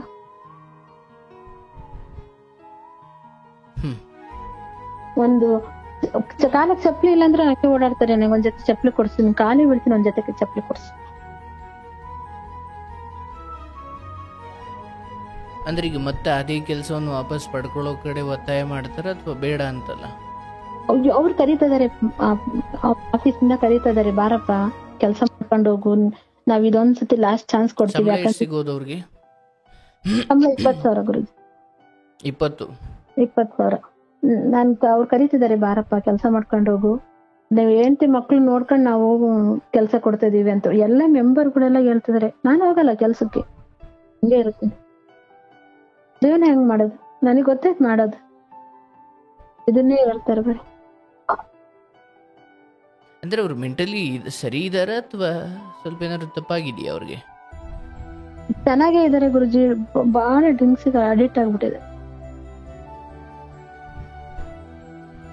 ಬಟ್ ಈ ಕುಡಿಯೋಕೆ ಎಲ್ಲ ದುಡ್ಡು ಸಿಗುತ್ತೆ ಅವ್ರಿಗೆ? ಇದು ಕುಡಿಯೋಕೆ ಎಲ್ಲಾದ್ರೂ ಅವ್ರ ಅಪ್ಪ ಅಮ್ಮ ಕಾಲಿಗೆ ಬಿದ್ದಾದ್ರು, ಯಾರ್ ಕಾಲಿಗೆ ಬಿದ್ದಾದ್ರು ಕುಡ್ಕೊಂಡ್ ಬರ್ತಾರೆ. ಇಲ್ಲಾಂದ್ರೆ ಯಾರು ಕೊಡ್ಲಿಲ್ಲ ಅನ್ನೋ ಟೈಮಿಗೆ ಕೂಲಿ ಮಾಡ್ತಾರೆ. 1 ದಿವಸ 2 ದಿವಸ, ವಾರದಲ್ಲಿ 1 ದಿವಸ 2 ದಿವಸ ಏನಾದ್ರೂ ಕೆಲ್ಸಕ್ಕೆ ಹೋಗ್ತಾರೆ, ಅವ್ರ ಖರ್ಚು ನೋಡ್ಕೊಂಡು ಇರ್ತಾರೆ. ನಾವೇನ್ ಮಾಡಿದ್ವಿ, 2 ತಿಂಗಳು ಮನೆಯಿಂದ ಆಚೆನೆ ಹಾಕ್ಬಿಟ್ಟೆ. ಡಿಸೆಂಬರ್ ತಿಂಗಳಿಂದ, ಡಿಸೆಂಬರ್ ಜನವರಿ 2 ತಿಂಗಳು ಪೂರ್ತಿ ಮನೆ ಬಿಡ್ಸ್ಕೊಂಡಿಲ್ಲ ಗುರುಜಿ. ಎಲ್ಲಿದ್ರು? ತಾಯಿ ಮನೇಲಿದ್ರ? ಅವಾಗ ಇಲ್ಲಿ ಫ್ರೆಂಡ್ಸ್ ಮನೆಗಿದ್ರು. ಆಗ ನಮ್ಮ ಮಾವ ಹೋಗಿ ಹೆಂಡತಿ ಮಕ್ಳನ್ ಬಿಟ್ಟು ಯಾಕೋ ನೀನ್ ಹೋಗ್ತೀಯಾ ಫ್ರೆಂಡ್ಸ್ ಮನೆಗಂತ ಫ್ರೆಂಡ್ಸ್ಗಳಿಗೆಲ್ಲ ಜೋರ್ ಮಾಡಿ ಮನೆ ಹತ್ರ ಕಳ್ಸಿದ್ರು. ಹೋಗು ಮನೆಗ್ ಸೇರ್ಕ, ನೀನು ಮನೆಗ್ ಹೋಗು, ಕೆಲ್ಸಕ್ ಹೋಗು ಅಂತೇಳಿ ಇವತ್ತಿಗೂ ಬೈತಿದ್ದಾರೆ. ಆದ್ರೆ ಅವ್ರಮ್ಮ ಹೆಂಡ್ತಿನೂ ಸೇರ್ಸಲ್ಲ ಮನೆಗೆ, ನಾನು ಸೇರ್ಸಿಲ್ಲ ಅಂದ್ರೆ ನನ್ ಮಗ ದೇಶಾಂತರ ಹೋಗ್ಬಿಡ್ತಾನೆ, ನನ್ ಮಗ ಎಲ್ಲೋ ಹೋಗ್ಬಿಡ್ತಾನೆ ಅಂತ ಅವ್ರಮ್ಮ ಸೇರಿಸ್ತಾರೆ. ನಾವ್ ಊಟ ಹಾಕ್ಲಿಲ್ಲ, ನನ್ ಸೇರ್ಸ್ಕೊಲಿಲ್ಲ ಅಂದ್ರೆ ಅವ್ರಮ್ಮ ಊಟ ಹಾಕ್ತಾರೆ, ಅವ್ರಮ್ಮ ಸೇರಿಸ್ಕೊಂತಾರೆ, ಅವ್ರಮ್ಮ ಬಟ್ಟೆ ತೊಳ್ಕೊಡ್ತಾರೆ. ಕುಡಿಯಕ್ ದುಡ್ಡಿಲ್ಲ ಅಂದ್ರೆ 50-100 ಖರ್ಚು ಕೊಟ್ಟು ನೋಡ್ಕೊಂತಾರೆ. ಹಾಗಾಗಿ ನೀವು ಹೊರಗಡೆ ಹಾಕಿದ್ದರ ದುಷ್ಪರಿಣಾಮ ಏನು ಆತನಿಗೆ ಬೀರಲ್ಲ. ಆಗಲ್ಲ. ನಾವು ಹೊರಗ್ ಹಾಕಿದ್ರಾರು ಬುದ್ಧಿ ಕಲಿತಾರ ಅಂದ್ರೆ ಏನು ಏನು ಒಂಚೂರು ಬುದ್ಧಿ ಕಲಿಬೇಕು. ಮಗಳಿಗೆ 13 ವರ್ಷ, ಮಗನಿಗೆ 12 ವರ್ಷ. ಆ ಮಕ್ಳು ಜೀವನ ಹೆಂಗೆ, ನನ್ ಜೀವನ ಹೆಂಗೆ, ಈಗ ನಾನು ಏನ್ ಮಾಡ್ಬೇಕಂತಾನೆ ಗೊತ್ತಾಗ್ತಿಲ್ಲ ಗುರುಜಿ. ನಿನಗೆ ಎಷ್ಟು ವರ್ಷನವ ಈಗ? ಏನ್ ಗುರುಜಿ? ನಿಮಗೆ ಎಷ್ಟು ವರ್ಷನವ? 32 ಗುರುಜಿ. ನಿಮ್ದ ಅಂದ್ರೆ ಗಂಡನ ಆಸ್ತಿ ಏನಾದ್ರು ಐತಾ? ಆಸ್ತಿ ಇದೆ ಗುರುಜಿ, ಸ್ವಲ್ಪ 1-2 ಎಕರೆ ಇದೆ. ಆದ್ರೆ ಅದು ಯಾವ್ದು ಹೆಸರಿಗಿಲ್ಲ, ಸುಮ್ನೆ ಹಂಗಾಮಿ ಜಾಗ ಹೊಡ್ಕೊಂಡಿರೋದು ಅಷ್ಟೇನೆ. 40 ಎರಡು ಮಕ್ಳು ನಿಮ್ಮ ಹತ್ರನೇ ಇದಾವ ಅಥವಾ ನಿಮ್ ತಾಯಿ ಮನೇಲಿ ಒಂದ್ ಬಿಟ್ಟಿದ್ದೀರಾ? ಇಲ್ಲ ಗುರುಜಿ, 2 ಮಕ್ಳು ನಮ್ಮ ಹತ್ರನೇ ಇದ್ವಿ ಇಷ್ಟ ದಿನ. ಈಗ ಮಗಳನ್ನ ನಮ್ ತಾಯಿ ಮನೆಗ್ ಬಿಡ್ಬೇಕಂತ 8ನೇ ಕ್ಲಾಸ್ ಅವಳು. ನಮ್ ಜಗಳ, ನಮ್ಮ ಮನೆಯ ಟಾರ್ಚರ್ ನೋಡಿ ನೋಡಿ ನೋಡಿ ಅವ್ಳಿಗೆ ಹುಷಾರಿಲ್ದಂಗೆ ಆಗ್ಬಿಡುತ್ತೆ. ಮತ್ತೆ ಓದಿನ ಕಡೆ ಗಮನ ಕಮ್ಮಿ ಕೊಡ್ತಾಳೆ. ಹಂಗಾಗಿ ಮಗಳನ್ನ ತಾಯಿ ಮನೆಗೆ ಈಗ ಬಿಡೋಣ ಅಂತ 8ನೇ ಕ್ಲಾಸಿಗೆ. ಮಗ ಮಾತ್ರ ನಮ್ ಜೊತೆ ಇರ್ತಾನೆ. ಅಂದ್ರೆ ಮಕ್ಕಳ ಕುರಿತ ಆ ಮಟ್ಟಿನ ಭಾವನಾತ್ಮಕವಾದ ನಂಟೇನಿಲ್ಲ ನಿನ್ ಗಂಡನಿಗೆ? ಏನಿಲ್ಲ ಗುರುಜಿ. ಈಗ 1.5 ತಿಂಗಳು ಮುಂಚೆ ಡೆಂಗಿ ಜ್ವರ ಆಗಿತ್ತು ಮಗಳಿಗೆ. ಫುಲ್ಲು ಸುಸ್ತಾಗಿದ್ಲು. ಅಂದ್ರೆ ಅಡ್ಮಿಟ್ ಮಾಡಿದಾಗ ಫೋಟೋ ಹೊಡೆದ್ ಕಳ್ಸಿದೀನಿ, ಗ್ಲುಕೋಸ್ ಹಾಕ್ಸ್ಕೊಂಡ್ರದು. ಅವ್ರು ರೆಸ್ಪಾನ್ಸೇ ಮಾಡಿಲ್ಲ.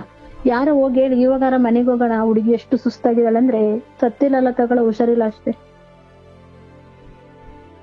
ನಿನ್ ಗಂಡನಿಗೆ ಎಷ್ಟು ವರ್ಷ? ಅವರಿಗೆ 42 ಗುರುಜಿ. ಆಯ್ತವ. ಈಗ ನಿಮ್ ತಂದೆ ಏನು ಹೇಳ್ತಾರೆ? ನಮ್ ತಂದೆ ತಾಯಿ ಇವತ್ತಿಗೂ ಹೇಳೋದು ಗುರುಜಿ, ನಾವ್ ಅಲ್ಲಿದ್ರು ಸಾಕ್ತಿವಿ, ಇಲ್ಲಿದ್ರು ಸಾಕ್ತಿವಿ. ಒಂದ್ ಮನೆ ಇದೆ, ಮನೆಗ್ ಬಂದಿರು, ಮಕ್ಳನ್ನ ಕರ್ಕೊಂಡು ನೀನ್ ಯಾವ ತರ ಬಾ. ನನ್ ತಂದೆ ತಾಯಿ ಅಲ್ಲೊಂದು ಮನೆ ಕೊಟ್ಟಿದಾರಲ್ಲ, ಅಲ್ಲಿ ಹೋಗಿ ಹಾಕಿಲ್ಲ ನೀನು? ಅಲ್ಲಿ ಹೋಗಿರೋ ಗುರುಜಿ, ಇವ್ರು ಬರಲ್ಲ ನಮ್ಮ ಮನೆಯವರು. ಅರೆ, ವ್ಯತ್ಯಾಸ ಏನಿಲ್ವಲ್ಲವಾ? ಹೌದು ಗುರುಜಿ, ನಮ್ ಇರೋದು ಇರದೇ ಇರೋದು ವ್ಯತ್ಯಾಸ ಏನಿಲ್ಲ, ಹೌದಲ್ಲ? ಹೌದು ಗುರುಜಿ, ನಮ್ ತಂದೆ ಮನೆ ಬೇರೆ ಊರು, ನಾವು ನಮ್ಮಮ್ಮ ತವ್ರ ಮನೆಯವ್ರ ಮನೆ ಕೊಟ್ಟಿದಾರಲ್ಲ ಅದು ಬೇರೆ ಊರು. ಈಗ ನಾನು ನನ್ ಮಕ್ಳು ಅಷ್ಟೇನೆ ಇರ್ಬೇಕಲ್ಲಿ. 2 ಮಕ್ಳು. ಈಗ ಯಾರ್ಯಾರು ಇದ್ದೀರಾ? ಇಲ್ಲಿ ನಮ್ಮ ಮನೆಯವ್ರ ಜೊತೆಗಿದ್ದಾರೆ ಗುರುಜಿ, ನಾನು ನಮ್ಮ ಮನೆಯವರು, ನಮ್ಮ ಮಕ್ಳು. ಈಗ ನಿಮ್ಮ ಮನೆಯವ್ರು ನಿಮ್ಮ ಹತ್ರನೇ ಇದ್ದಾರಾ ಅಥವಾ? ಇದಾರೆ ಗುರುಜಿ. ಈಗ ಜನವರಿ ಡಿಸೆಂಬರ್ ಅಲ್ಲಿ ಮನೆಯಿಂದ ಹೊರಗೆ ಹೋಗಿದ್ರು, ನಾವ್ ಹೊರಗ್ ಹಾಕಿದ್ವಿ. ಆಮೇಲೆ ಮನೆಯಲ್ಲೆಲ್ಲ ಜಗಳ ಮಾಡಿ, ನಮ್ಮ ಮಾವ ಜಗಳ ಮಾಡಿ ಕಳ್ಸಿದ್ರು. 8 ಮಕ್ಳಿದ್ದು ನೀನ್ ಯಾಕೆ ಇಲ್ಲಿ ಮಲಗ್ತೀಯ, ನೀನ್ ಅಲ್ಲಿ ಇರ್ಬೇಕು, ಅಲ್ಲೋಗ್ ಅಂತೇಳಿ ಅವರೇ ಕಳ್ಸಿದ್ರು. ಇವಾಗ ಮಾವನ್ ಯಾರು ನೋಡ್ಕೊಳ್ತಿರೋದು? ನಮ್ಮ ಅತ್ತೆ ಮಾವ ಅವರೇ ಸಪ್ರೇಟ್ ಇದಾರೆ. ನಾವೆಲ್ಲ 3 ಜನನು ಬಾಡಿಗೆ ಮನೇಲಿದೆ, ಅವ್ರು ಮಾತ್ರ ಅಲ್ಲಿದ್ದಾರೆ. 3 ಜನ ಮನೆಯಲ್ಲೂ ಊಟ ತಿಂಡಿ ತಗೊಂಡು ಕೊಡ್ತೀವಿ ಅಷ್ಟೇ. ಮಗನ ಈ ದುರ್ವರ್ತನೆಯ ಕುರಿತು ಪೋಷಕರಿಗೂ ಏನಷ್ಟೊಂದು ಪಶ್ಚಾತ್ತಾಪ ಇಲ್ಲ. ನೀನಿದ್ರೆ ಇರು, ಇಲ್ಲಾಂದ್ರೆ ಹೋಗು. ನಮಗೆ ಹೇಳೋದು, ನಾವ್ ಮದುವೆ ಮಾಡ್ಬಾರ್ದಕ್ಕಿತ್ತು, ತಪ್ಪು ಮಾಡಿದೀವಿ. ಅಂದ್ರೆ ನಿನಗ್ ಮಾಡಬಾರ್ದಿತ್ತು ಅಂತಲ್ಲ, ಅಥವಾ ಇಂಥವನಿಗೆ ಮದುವೆನೆ ಮಾಡ್ಬಾರ್ದಾಗಿತ್ತು. ಅಂದ್ರೆ ಮೂಲಭೂತವಾಗಿ ಸ್ವಲ್ಪ ರೋಷ ಇದೆ, ಬಟ್ ಬೇರೆ ದಾರಿ ಇಲ್ಲ ಅಂತ. ಇಂಥವನಿಗೆ ಮದುವೆನೆ ಮಾಡ್ಬಾರ್ದಾಗಿತ್ತು, ಮದುವೆ ಮಾಡಿ ತಪ್ಪು ಮಾಡಿದೀವಿ. ಹೋಗು, ನಿನ್ ತವ್ರ ಮನೆಗೆ ಹೋಗಿ ಜೀವನ ಮಾಡೋದಾದ್ರೆ ಮಾಡು, ಇಲ್ಲಾಂದ್ರೆ ಇಲ್ಲಾರ ಇರು, ಏನಾರ ಮಾಡ್ಕ, ಅದಕ್ಕೂ ನಮಗೂ ಸಂಬಂಧ ಇಲ್ಲ.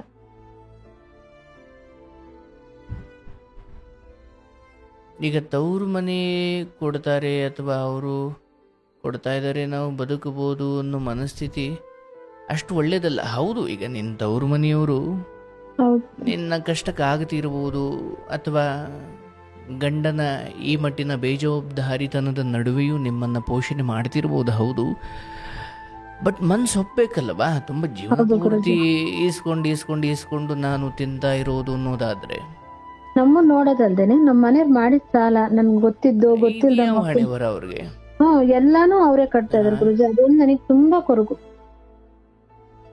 ನೋಡಿ ಎಂತೆಂತ ಮನುಷ್ಯರಿದ್ದಾರೆ ಅಲ್ಲವಾ. ಒಂದು ಗೌರ್ಮೆಂಟ್ ಜಾಬ್ ತಗೊಳ್ಳಿಕ್ಕೆ ವರ್ಷಾನುಗಟ್ಲೆ ಕೂತು ಊರಿಂದ ಎಲ್ಲ ಉತ್ತರ ಕರ್ನಾಟಕದ ಮಕ್ಳುಗಳು ನಾನು ನೋಡಿದ್ದೀನವ.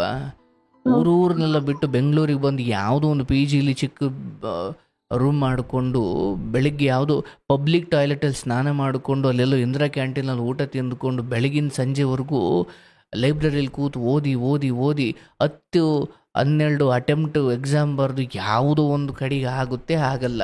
ಇಷ್ಟು ಒದ್ದಾಡ್ತಿರೋದ್ರ ನಡುವೆ ಒಂದು ಕೆಲಸವನ್ನು ಉಳಿಸ್ಕೊಳ್ಳುವಷ್ಟು ಅದು ಒಂದು 7-8 ಬಾರಿ ಒಂದು ಅವಕಾಶ ಸಿಗುವುದು ಅನ್ನೋದಿದೆಯಲ್ಲ, ನನ್ನ ಪ್ರಕಾರ ಆ ಕೆಲಸಕ್ಕೆ ಆತ ಯೋಗ್ಯನಲ್ಲ. ಹೌದು ಗುರುಜಿ. ಅದೇ ಒಂದು ಹೊತ್ತಿನ ಊಟಕ್ಕೆ ಕಷ್ಟ ಇರೋ ಯಾವುದೋ ಮನೆ ಸಿಕ್ಕರೆ ಆ ಮನೆ ಉದ್ಧಾರನಾರ ಆಗುತ್ತಲ್ಲವ. ಹೌದು ಗುರುಜಿ. ತುಂಬ ಕಷ್ಟಪಟ್ಟು ತಗೊಂಡಿದ್ರೆ ಇದೆಲ್ಲ ಇರ್ತಿರ್ಲಿಲ್ಲ. ನಿನ್ನ ಗಂಡ ಆ ಮಟ್ಟಿಗೆ ಕಷ್ಟಪಟ್ಟೇನು ಕೆಲಸ ತಗೊಂಡಿಲ್ಲ ನನ್ನ ಪ್ರಕಾರ. ಹೌದು ಗುರುಜಿ, ನಮ್ಮ ಮಾವರ ಕೊಡ್ಸಿರೋ ಕೆಲ್ಸ ಅವರೇ ಅಪ್ಲಿಕೇಶನ್ ಹಾಕಿ ಅವರೇ ಕೊಡ್ಸಿ ಆ ಕೆಲ್ಸ ಬಂದ್ಮೇಲೆ ಬೆಂಗಳೂರಲ್ಲಿ ಎಲ್ಲೋ ಇದ್ರಂತೆ ಬಲವಂತವಾಗಿ ಕರ್ಕೊಂಬಂದು ಕಳ್ಸಿರೋದು. ಮತ್ತೆ ಅವ್ರು ನನಗೆ ಈ ಕೆಲ್ಸ ಇಷ್ಟ ಇಲ್ಲ ಅವಾಗಿನ ಲೆಕ್ಕಕ್ಕೆ 1200 ರೂಪಾಯಿ ಸಂಬಳ. ಈ 1200 ರೂಪಾಯಿ ಕೆಲ್ಸಕ್ಕೆ ನಾನೇ ಮಾಡ್ಲಿ, ನಾನ್ ಮಾಡಲ್ಲ ಅಂತ ಬಿಟ್ಟು ಬೆಂಗಳೂರಿಗೆ ಹೋಗಿದ್ರಂತೆ. ಮತ್ತೆ ಕರ್ಕೊಂಡ್ ಬಂದ್ ಬಲವಂತಿಂದ ಸೇರ್ಸಿರೋದು. 2 ಸರಿ ಬಿಟ್ಟೋದರ್ನ ಕರ್ಕೊಂಡ್ ಬಲವಂತಿಂದ ಸೇರ್ಸಿರೋದು. ಆಯ್ತವಾ, ಈಗ ಜಾಸ್ತಿ ಸಂಬಳನೋ ಕಡಿಮೆ ಸಂಬಳನೋ, ಬಟ್ ಅಂತಿಮವಾಗಿ ನನಗೆ ಅದು ಇಷ್ಟ ಇಲ್ಲ ಅಥವಾ ಎಲ್ಲಾದರೂ ಆಗಲ್ಲವಾ. ಬಟ್ ಹೀಗೆ ಇನ್ನೊಬ್ಬರ ಹಣವನ್ನು ನಾನು ಪೋಲು ಮಾಡಿ ಅದನ್ನು ಕಳಂಕವನ್ನು ಹೊತ್ತುಕೊಂಡು ಕೆಲಸ ಬಿಡಬೇಕಾದ ಈ ಮನಸ್ಥಿತಿ ಈ ಕೆಲಸ ಅಲ್ಲ, ಎಲ್ಲಿದ್ರೂ ಇದೇ ಮುಂದುವರಿತಾ ಇತ್ತು. ಅಟ್ಲೀಸ್ಟ್ ಇಲ್ಲಿ ಮತ್ತೆ ನಿನ್ನ ಮಕ್ಕಳನ್ನು ನೋಡಿ ಅವಕಾಶ ಕೊಡ್ತಿರ್ಬೋದು ಆ ಸಜ್ಜನರು ಅಲ್ಲಿರೋರು. ಆದ್ರೆ ಇನ್ನೆಲ್ಲೋ ಪ್ರೈವೇಟ್ ಆಗಿದ್ರೆ ಒದ್ದೋಡಿಸಿರೋರು ಇಷ್ಟೊತ್ತಿಗೆ. ಇಲ್ಲಿ ಈ ಸಮಯ ನೀನು ಬಹಳ ಪ್ರಮುಖವಾದ ನಿರ್ಧಾರಗಳನ್ನು ತೆಗೆದುಕೊಳ್ತಕ್ಕಂತಹ ಸಮಯ. ಯಾಕಂದ್ರೆ 2 ಮಕ್ಕಳ ಇದಾವವ, ಆ 2 ಮಕ್ಕಳ ಮುಂದೆ ಮನೆಯನ್ನ ಇಷ್ಟು ಕುರುಕ್ಷೇತ್ರ ಮಾಡ್ಕೊಂಡು ನಿಂತ್ಕೊಂಡ್ರೆ ಅಥವಾ ಮನೆಯ ರಣಾಂಗಣವಾಗಿ ಮನೆಯನ್ನು ಮಾರ್ಪಾಡು ಮಾಡಿದ್ರೆ ಆ ಮಕ್ಕಳ ಬಾಲ್ಯದಲ್ಲಿ ನೀವು ಅವ್ರ ತಲೆಗೆ ಏನು ತುಂಬ್ತಾ ಇದ್ದೀರಿ ನಿನಗೆ ನೆನಪಿರ್ಲಿ. ಅಂದ್ರೆ ಆ ಯಾರು ನಿನ್ನ ಗಂಡನನ್ನ ಪ್ರೇಮಿಸಿದ ಅಥವಾ ನಿನ್ನ ಗಂಡ ಯಾವ ಹೆಣ್ಣನ್ನು ಪ್ರೇಮಿಸಿದ್ದನೋ ಕಾಮಿಸಿದ್ದನೋ ಆ ಹೆಣ್ಣಿನ ಮಗ ಆ ಹೆಣ್ಣಿಗೆ ಯಾಕೆ ಹೊಡಿತಿದ್ದ ಹೇಳು?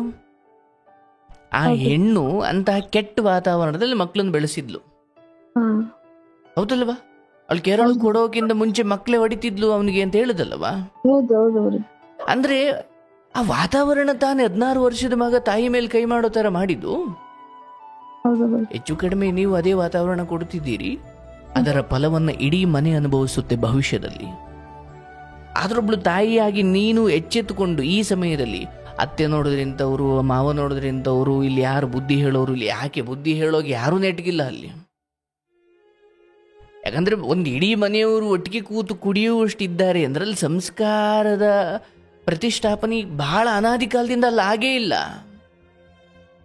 ನಿನ್ನ ಮಕ್ಕಳಿಗೆ ಆ ಗಾಳಿ ಬೀಸಿಬಿಟ್ರೆ ನಿನ್ನ ಕತೆ ಏನಾಗಬೇಕು ಯೋಚನೆ ಮಾಡು.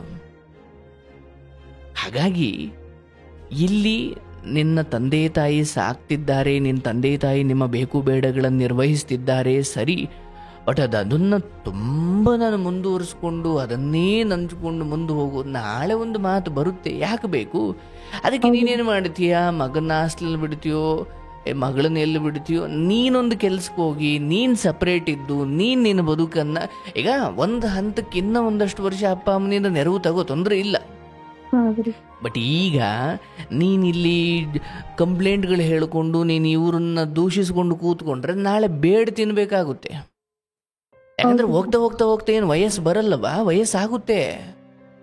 ಈಗ 31-37ರಲ್ಲಿ ನೀನು ಬರೀ ಇವ್ರನ್ನ ನೋಡಿಕೊಂಡು ಕಣ್ಣೀರಾಗ್ತಾ ಕೂತ್ಕೊಂಡ್ರೆ ದುಡಿಯೋ ವಯಸ್ಸಲ್ಲಿ ದುಡಿಬೇಕಾದವಳು ಗಂಡ ಇಂಥವ್ರು, ಇವ್ರು ಯಾರು ನಾಳೆ ಆಗಲ್ಲ ಯಾಕಂದರೆ ಇವರೆಲ್ಲ ಹೊಟ್ಟು ತುಂಬಿದವರು, ಅಥವಾ ಇವ್ರಿಗೆ ಇವ್ರ ಸಮಸ್ಯೆಗಳೇ ಇವ್ರ ಚಪಲಗಳಿಗೆ ದುಡ್ಡು ಸಾಲಲ್ಲ, ಇನ್ನು ನನ್ನ ಮಗಳ ಮದುವೆ ಅಥವಾ ನಾಳೆ ಏನೋ ಬರುವೆ, ಇದು ಯಾವುದಕ್ಕೂ ಇಲ್ಲ. ನಾನೇನು ಮಾಡಬೇಕು? ಯಾಕಂದರೆ ದುಡಿಮೆ ಮಾತ್ರ ನಿನ್ನ ಮನೆಯ ಈ ಮಟ್ಟಿನ ಗಹನವಾದ ದೊಡ್ಡ ಸಮಸ್ಯೆಗಳಿಗೆ ಪರಿಹಾರ. ಮಿಕ್ಕಿ ಕಣ್ಣೀರು ಒರೆಸ್ಲಿಕ್ಕೆ ಭಗವಂತ ಇದ್ದಾನೆ, ಕಣ್ಣೀರಿನ ವಿಚಾರಗಳಿಗೆ ಭಗವಂತ ಇದ್ದಾನೆ. ಆದರೆ ತಿನ್ನೋ ಅನ್ನ, ನಾಳೆ ಮಕ್ಕಳಿಗೆ ಏನೋ ಖರ್ಚು, ಇವೆಲ್ಲ ಬಂದಾಗ ದುಡಿಮೆನೇ ಮದ್ದು. ನಿನ್ನ ತಂದೆ ತಾಯಿ ಸ್ಪಷ್ಟವಾಗಿ ಹೇಳ್ತಿದ್ದಾರೆ, ನೋಡವಾ ಎಲ್ಲಿದ್ರೂ ಸಾಕ್ತೀವಿ, ಅಲ್ಲಿದ್ರೂ ಸಾಕ್ತೀವಿ, ಗಂಡ ಇದ್ರೂ ಇಲ್ಲದೆ ಹೋದ್ರೂ ನಾವೇ ನೋಡ್ಕೊಂಡು ಬರ್ತಿದ್ದೀವಿ.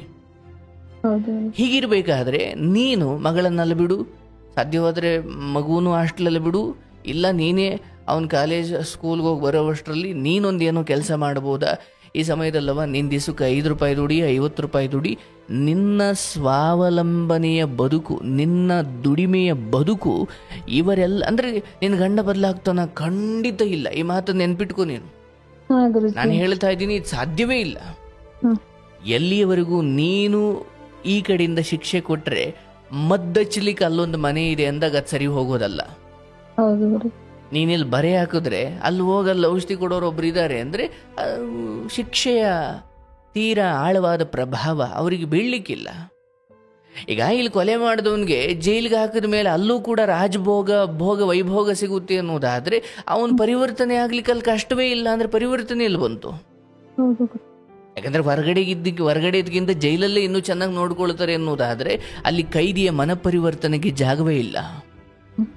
ಹಾಗೆ ನಿನ್ನ ಗಂಡನನ್ನ ಅಯ್ಯೋ ಈ ಥರ ಒಂದಷ್ಟು ಸಾಲ ಮಾಡಿಕೊಂಡು ಅಥವಾ ಇನ್ನೊಬ್ಬರು ದುಡ್ಡು ತಿಂದು ಈ ರೀತಿ ಸಿಕ್ಕಿದ ಕೆಲಸ ಕಳ್ಕೊಂಡು ಈ ಕಡೆ ದುಡಿಮೆ ಇಲ್ಲ, ಕೆಲಸ ಇಲ್ಲ, ನಿನ್ನಂಥವ್ರು ಯಾಕೆ ಬೇಕು, ನಿನಗೆ ಶಿಕ್ಷೆ ಆಗಬೇಕು ಅಂತ ಮನೆಯಿಂದ ಹೊರಗಡೆ ಹಾಕಿದಾಗ ಅವನಿಗೆ ಆಶ್ರಯ ಕೊಡಲಿಕ್ಕೆ ಅವನ ಮನಸ್ಥಿತಿ ಅಂಥವರೇ ಇನ್ನೂ ಇದ್ದಾರೆ ಎಂದಾಗ ನಿನಗೆ ನ್ಯಾಯ ಸಿಗ್ಲಿಕ್ಕೆ ಸಾಧ್ಯವಿಲ್ಲ.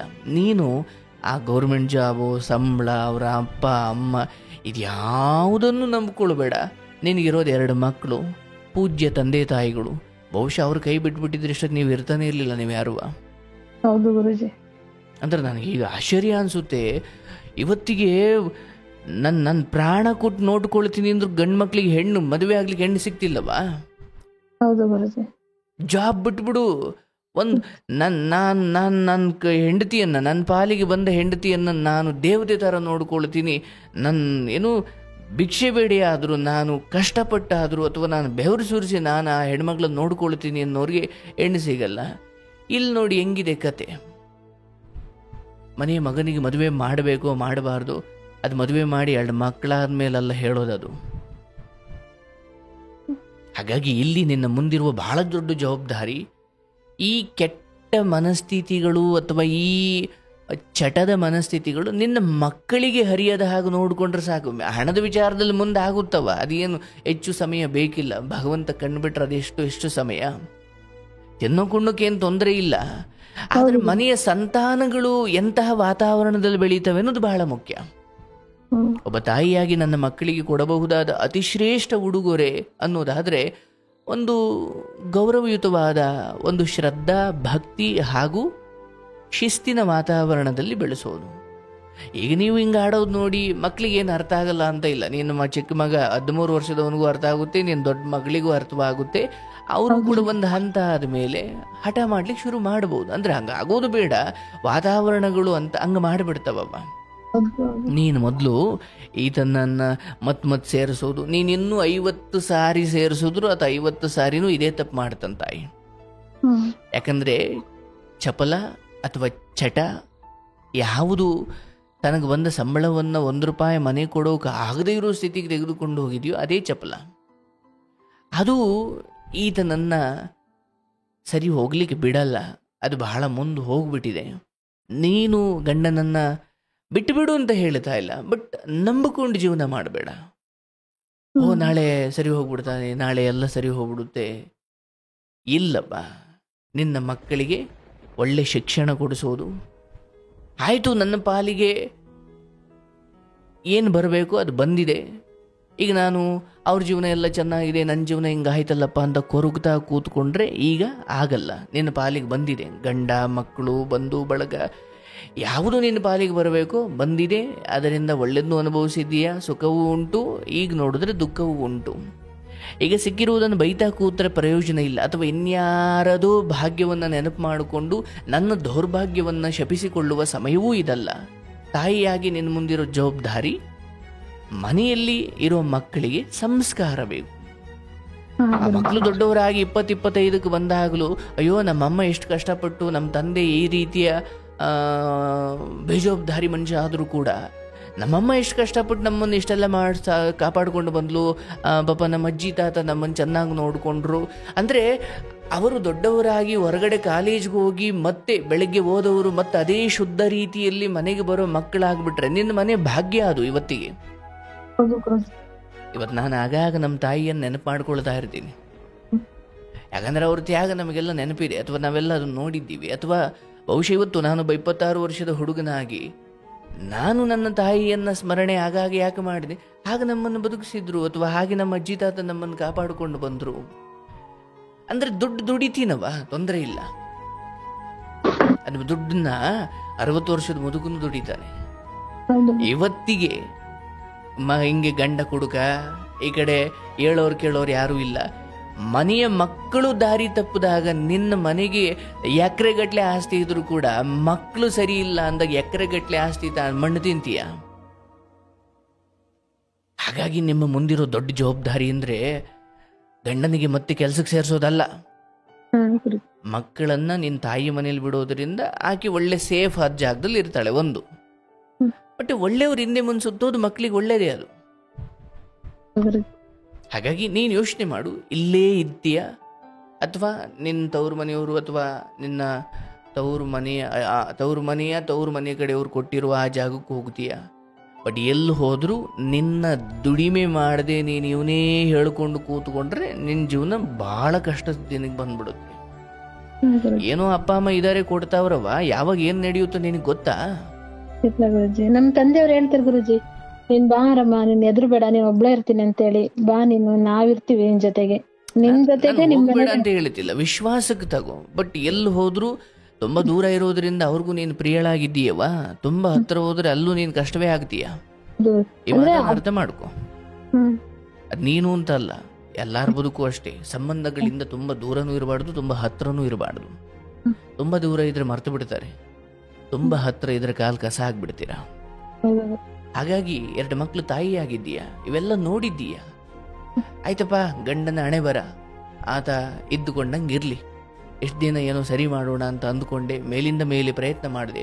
ನೋಡಮ್ಮ, ನಾನೀಗ ತುಂಬ ಕೇಳಿದ್ದೀನಿ ತಾಯಿ, ಏನೋ ಗಂಡನ ಚಿಕ್ಕ ತಪ್ಪು ಸಿಕ್ಕಿದ್ರೆ ಅದನ್ನೇ ನೆಪ ಇಟ್ಕೊಂಡು ಅಕ್ರಮ ಸಂಬಂಧ ಇಟ್ಕೊಂಡು ಇನ್ಯಾವನಿಂದಲೂ ಹೋಗೋರು ನೋಡಿದ್ದೀನಿ ನಾನು.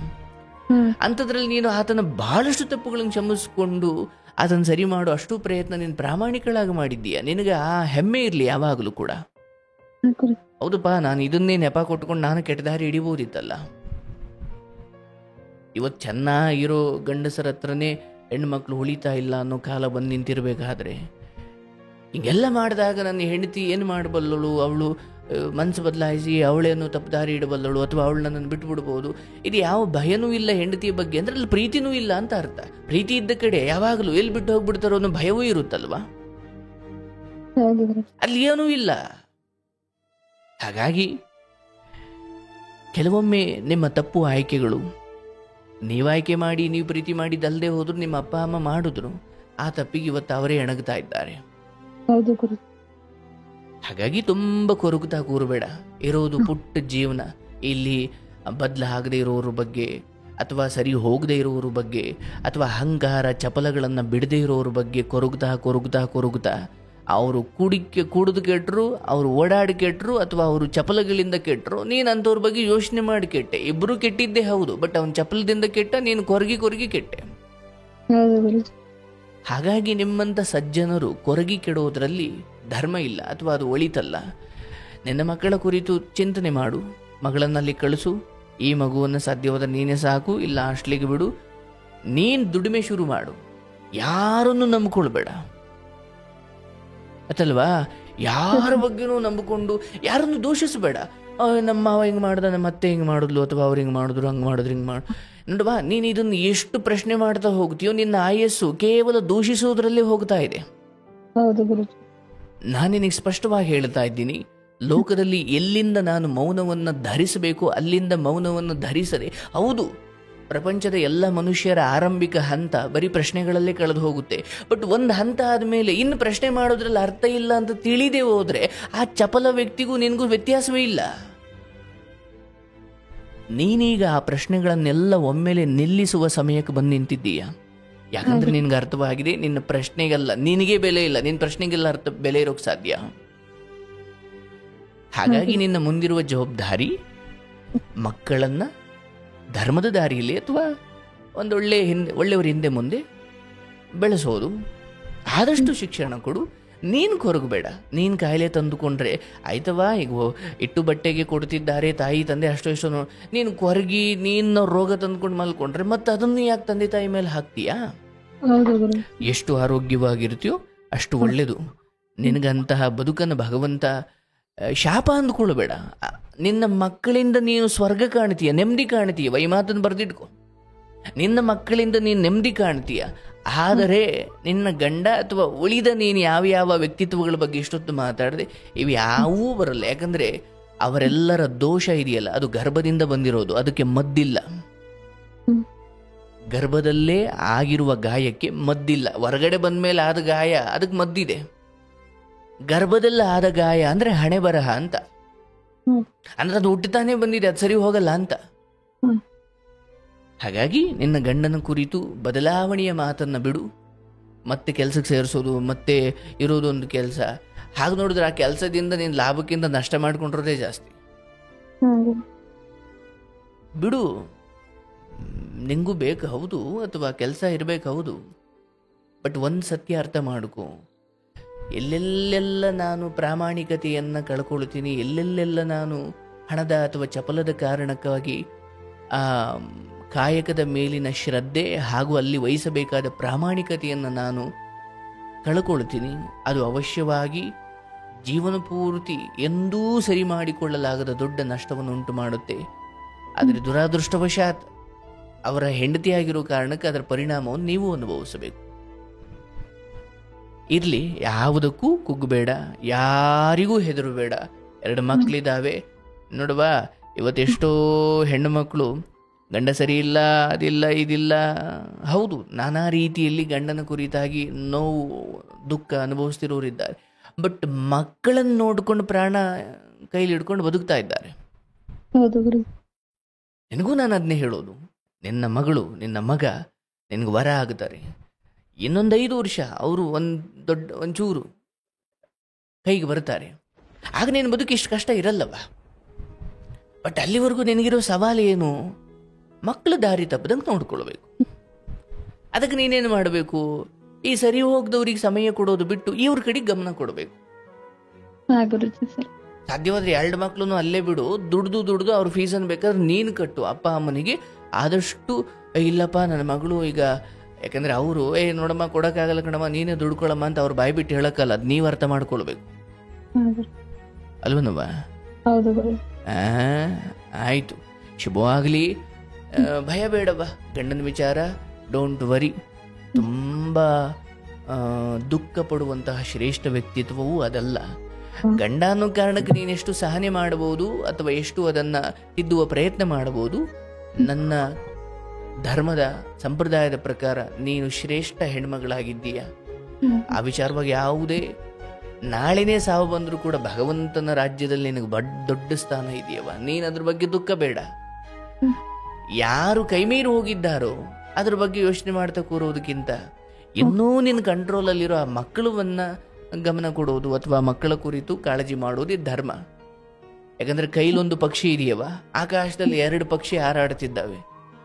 ಆದ್ರೆ ಕೈಲಿರೋ ಒಂದು ಪಕ್ಷಿ ಆಕಾಶದಲ್ಲಿರೋ 2 ಪಕ್ಷಿಗಿಂತ ಉತ್ತಮ. ಯಾಕೆ? ಆಕಾಶದಲ್ಲಿರೋ ನನ್ನ ಕೈಲಿಲ್ಲ, ಕೈಲಿರೋದು ಒಂದೇ ಇರಬಹುದು, ಬಟ್ ಆ ಒಂದು ಅದು ನಂದು ಅನ್ಸ್ಕೊಂಡಿದೆ. ಹಾಗಾಗಿ ದಾರಿ ತಪ್ಪಿ ಹೋಗಿರುವ ಇವರೆಲ್ಲರೂ ದೊಡ್ಡವರು ಇರಬಹುದು, ಆದ್ರೆ ಪುಟ್ಟ ಮಕ್ಕಳು ಇನ್ನು ಕೈಲಿದ್ದಾರೆ. ಅವುಗಳಿಗೆ ಭವಿಷ್ಯ ಕೊಡು, ಯೋಚನೆ ಮಾಡಬೇಡ.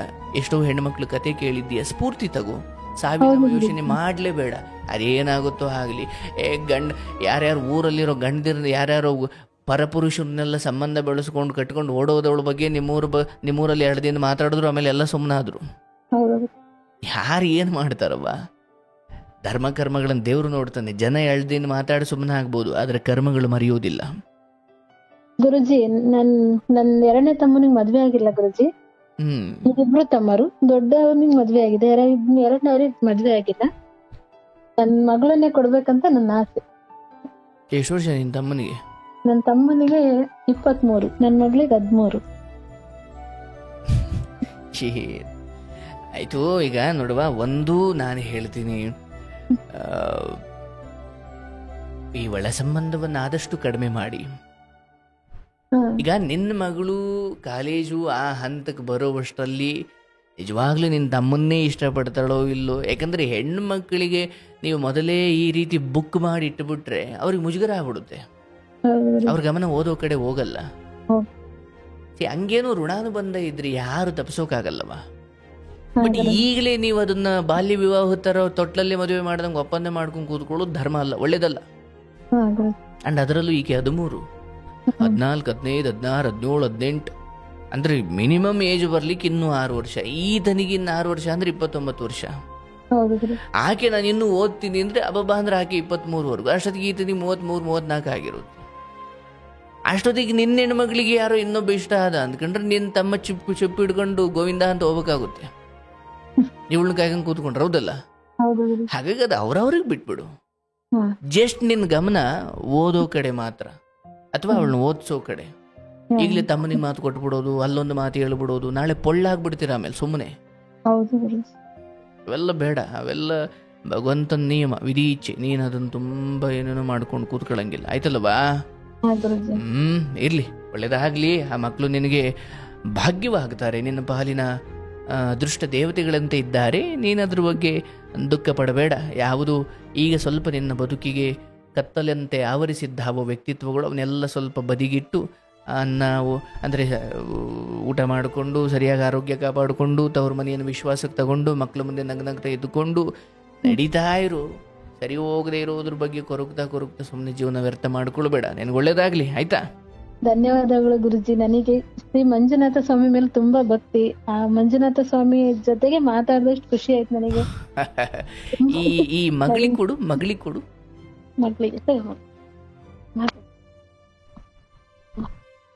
ನಮಸ್ತೆ ಗುರುಜಿ. ನಮಸ್ತೆ ತಾಯಿ, ಚೆನ್ನಾಗಿದ್ದೀನವ?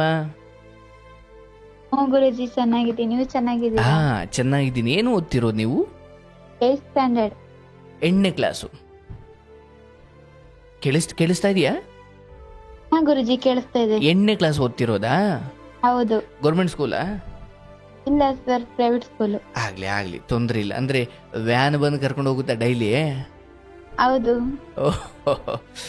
Okay, fine. ಅಂದ್ರೆ ಇಂಗ್ಲಿಷ್ ಮೀಡಿಯಮ್ಮಾ? ಹೌದು ಗುರುಜಿ.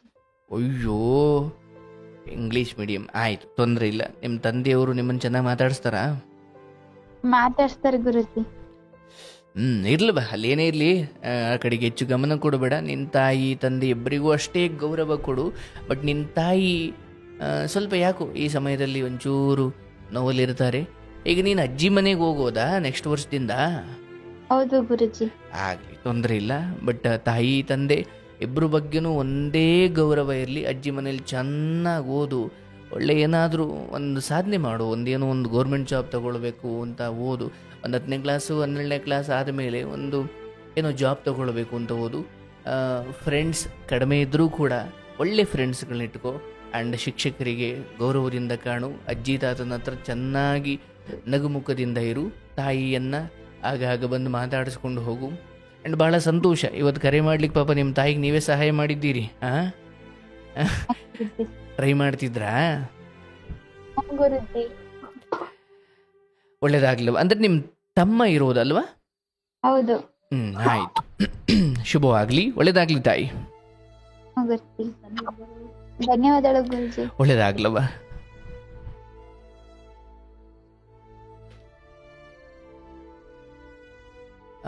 ನೋಡಿ, ನನಗೆ ಆ ವ್ಯಕ್ತಿ ಪಾಪ ಅವ್ರಿಗೆ ಒಳ್ಳೇದಾಗ್ಲಿ. ಬಟ್ ಒಂದು ಹೆಣ್ಣಿಗೆ ಈ ಮಟ್ಟಿಗೆ ಅನ್ಯಾಯ ಮಾಡೋದು ಒಳ್ಳೇದಲ್ಲ. ಅಲ್ಲ, ಒಂದು ಗೌರ್ಮೆಂಟ್ ಕೆಲಸ 20,000 ಆಗಲಿ, ಅದು 15,000 ಆಗಲಿ, ಭಾಳ ಪ್ರಾಮಾಣಿಕವಾಗಿ ಮಾಡಬೇಕದನ್ನ. ನಿಮಗೆ ಬಂದ ಸಂಬಳದಲ್ಲಿ ನೀವೇನು ಚಟಗಳು ಮಾಡ್ತೀರ ಅದು ಬೇರೆ. ಬಟ್ ಕೆಲಸದ ಜಾಗದಲ್ಲಿ ನಂಬಿಕೆ ಕಳ್ಕೊಂಡು ಕೈ ಬಾಯಿ ಶುದ್ಧವಾಗಿಲ್ಲ ಅಂದರೆ ಒಳ್ಳೆಯದಲ್ಲ. ನೋಡಿ, ಎಷ್ಟು ಜನ ಒಂದು ಕೆಲಸ ಸಿಕ್ಕರೆ ಸಾಕು ನಮ್ಮ ತಲೆಮಾರುಗಳಿಂದ ಬಂದ ಬಡತನವನ್ನು ನೀಗಿಸ್ಕೊಳ್ಬಹುದು, ಒಂದು ಗುಡಿಸ್ಲು ಕಿತ್ತಾಕಿ ಒಂದು ಸೀಟಿನ ಮನೆ ಕಟ್ಕೊಳ್ಬಹುದು ಅಂತ ತಂದೆ ತಾಯಿಯ ಕಷ್ಟವನ್ನು ನೋಡೋಕ್ಕಾಗದೆ ಹಗಲು ರಾತ್ರಿ ಓದ್ತಾ ಇರೋ ಮಕ್ಕಳು ಎಷ್ಟು ಜನ ಇದ್ದಾರೆ. ಒಂದು ಗೌರ್ಮೆಂಟ್ ಕೆಲಸ ಬೇಕು ಅಂತ ಅಂಥದ್ರಲ್ಲಿ ಸಿಕ್ಕಿರೋ ಕೆಲಸವನ್ನು ಈ ಮಟ್ಟಿಗೆ ನೀವು ಬೇಜವಾಬ್ದಾರಿ ಮಾಡೋದಿದೆಯಲ್ಲ, ಇದು ಒಳ್ಳೆಯದಲ್ಲ. ಏನು ಮಾಡ್ತೀರಿ ನೋಡಿ, ಹಿಂಗೆ ಆಗ್ಬಿಟ್ಟಿದೆ ಕತೆ. ಕೇಳ್ತಾ ಇರೋರ್ಗೆ ನಾನು ಹೇಳೋದು, ಈಗ ಆ ತಾಯಿ ತವ್ರ ಮನೆಯವರು ಮದುವೆ ಮಾಡಿಕೊಟ್ಟು ತಪ್ಪಿಗೆ ಅವರು ಒಂದಷ್ಟು ಹಣ ಕೊಟ್ಟುಕೊಂಡು ಅವ್ರ ಕೈಲಾದಷ್ಟು ಮಾಡಿಕೊಂಡು ಮನೆ ನೋಡಿಕೊಂಡು ಬರ್ತಿದ್ದಾರೆ. ಈ ರೀತಿ ಆಗಬಾರ್ದು. ಇವತ್ತು ಹೆಣ್ಣು ಸಿಗ್ತಿಲ್ಲ ಅಂತ ಒದ್ದಾಡೋ ಕಾಲದಲ್ಲಿದ್ದಾರೆ ನಮ್ಮ ಹುಡುಗರು. ಸಿಕ್ಕ ಮದುವೆ ಆಗಿ ಈ ರೀತಿ ಒಳ್ಳೆ ರೀತಿಯಲ್ಲಿ ಇರಬೇಕಾದ ಮನೆಯನ್ನು ಯಾಕೆ ನೀವು ಹೇಗೆ ಮಾಡಿಕೊಳ್ತೀರಿ? ಏನೇ ಆಗಲಿ, ಆ ಮನೆ ಒಳ್ಳೆಯದಾಗಲಿ, ಆ ವ್ಯಕ್ತಿಯು ಬದಲಾಗಲಿ, ತಪ್ಪಿನ ಅರಿವಾಗಲಿ, ಈ ಮಕ್ಕಳು ಈ ತಾಯಿಗೆ ನೆಮ್ಮದಿ ಕೊಡಲಿ. ಒಳ್ಳೆ ಮಕ್ಕಳು, ಒಳ್ಳೆಯದಾಗುತ್ತೆ, ಶುಭವಾಗಲಿ.